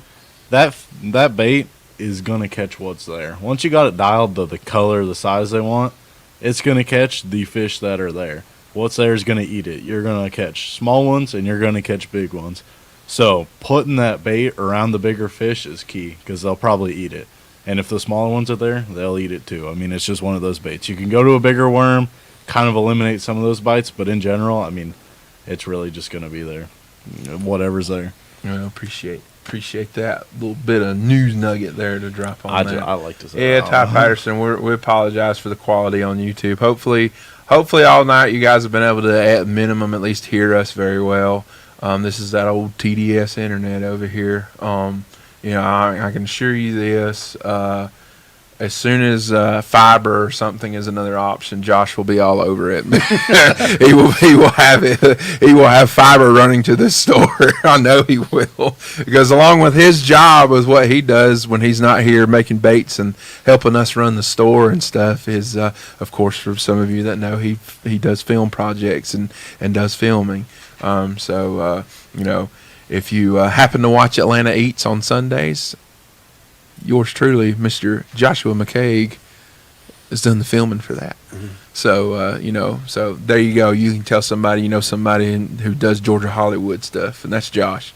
So, but we appreciate you watching, Ty Patterson. Really do appreciate it. But Oakwood's got a whole order. Buford Dam has an order, and Josh dropped by, or after Josh dropped those jigs off the other day, he swung in by Hammonds, and Hammonds needs a restock, and Tim Hawkins went ahead and threw his thumbs up and said, let's do it. So we will hope. Sportsman's got them. Country Sportsman's got them. S&K Sporting Goods has them. The last time we was over there about 2 months ago, they didn't have them on the wall. Not really sure why, but but maybe by now they're on the wall. Might be using them. They might be using them. They could be. So, but guys, listen, we appreciate your viewership. Appreciate y'all watching tonight. Again, come see us. If you can't come see us, make sure definitely to tune in next Friday, Saturday, and Sunday. Danny and Josh will be doing some live at the Expo. And I will also be in the True Grit booth with Paul Coonan. He's here. He'll be there. We'll be going a little bit live from my Facebook page, and giving a little bit of shout out, talking about some things that might be going on during the Expo. So Farmer said, "See, y'all got an outage in Dawsonville. It better not be at my house." That's all I can say. If it is, you dispatch it now. So, Tracy, I'll see you Saturday at Bolden Mill at the ramp for the tournament. Guys, appreciate it. Appreciate you guys. Let's look forward to a good 2022 year. Support all the small businesses, support local guys at Fish North Georgia and True Grit Tackle. From myself, Danny and Josh and Paul, we got some big things coming, and it's really going to ramp up. And I hope that I can get every single one of you guys out here that live around here have some kind of True Grit stuff in their hand. I really want that. That's my personal little goal. I want you guys to fish it and realize just how good of a bait, because I pour my heart and soul into these things. I really do. I try to do my best that I can to give you guys something that I would fish with. I don't want to give you crap. How about that? Guys, see y'all. Come see us. We'll see y'all next Friday. And come see us at the Expo. And we'll be, of course, here at the store tomorrow and Saturday, and then next week leading up to the Expo. We're out of here. We're out of here, guys. See y'all.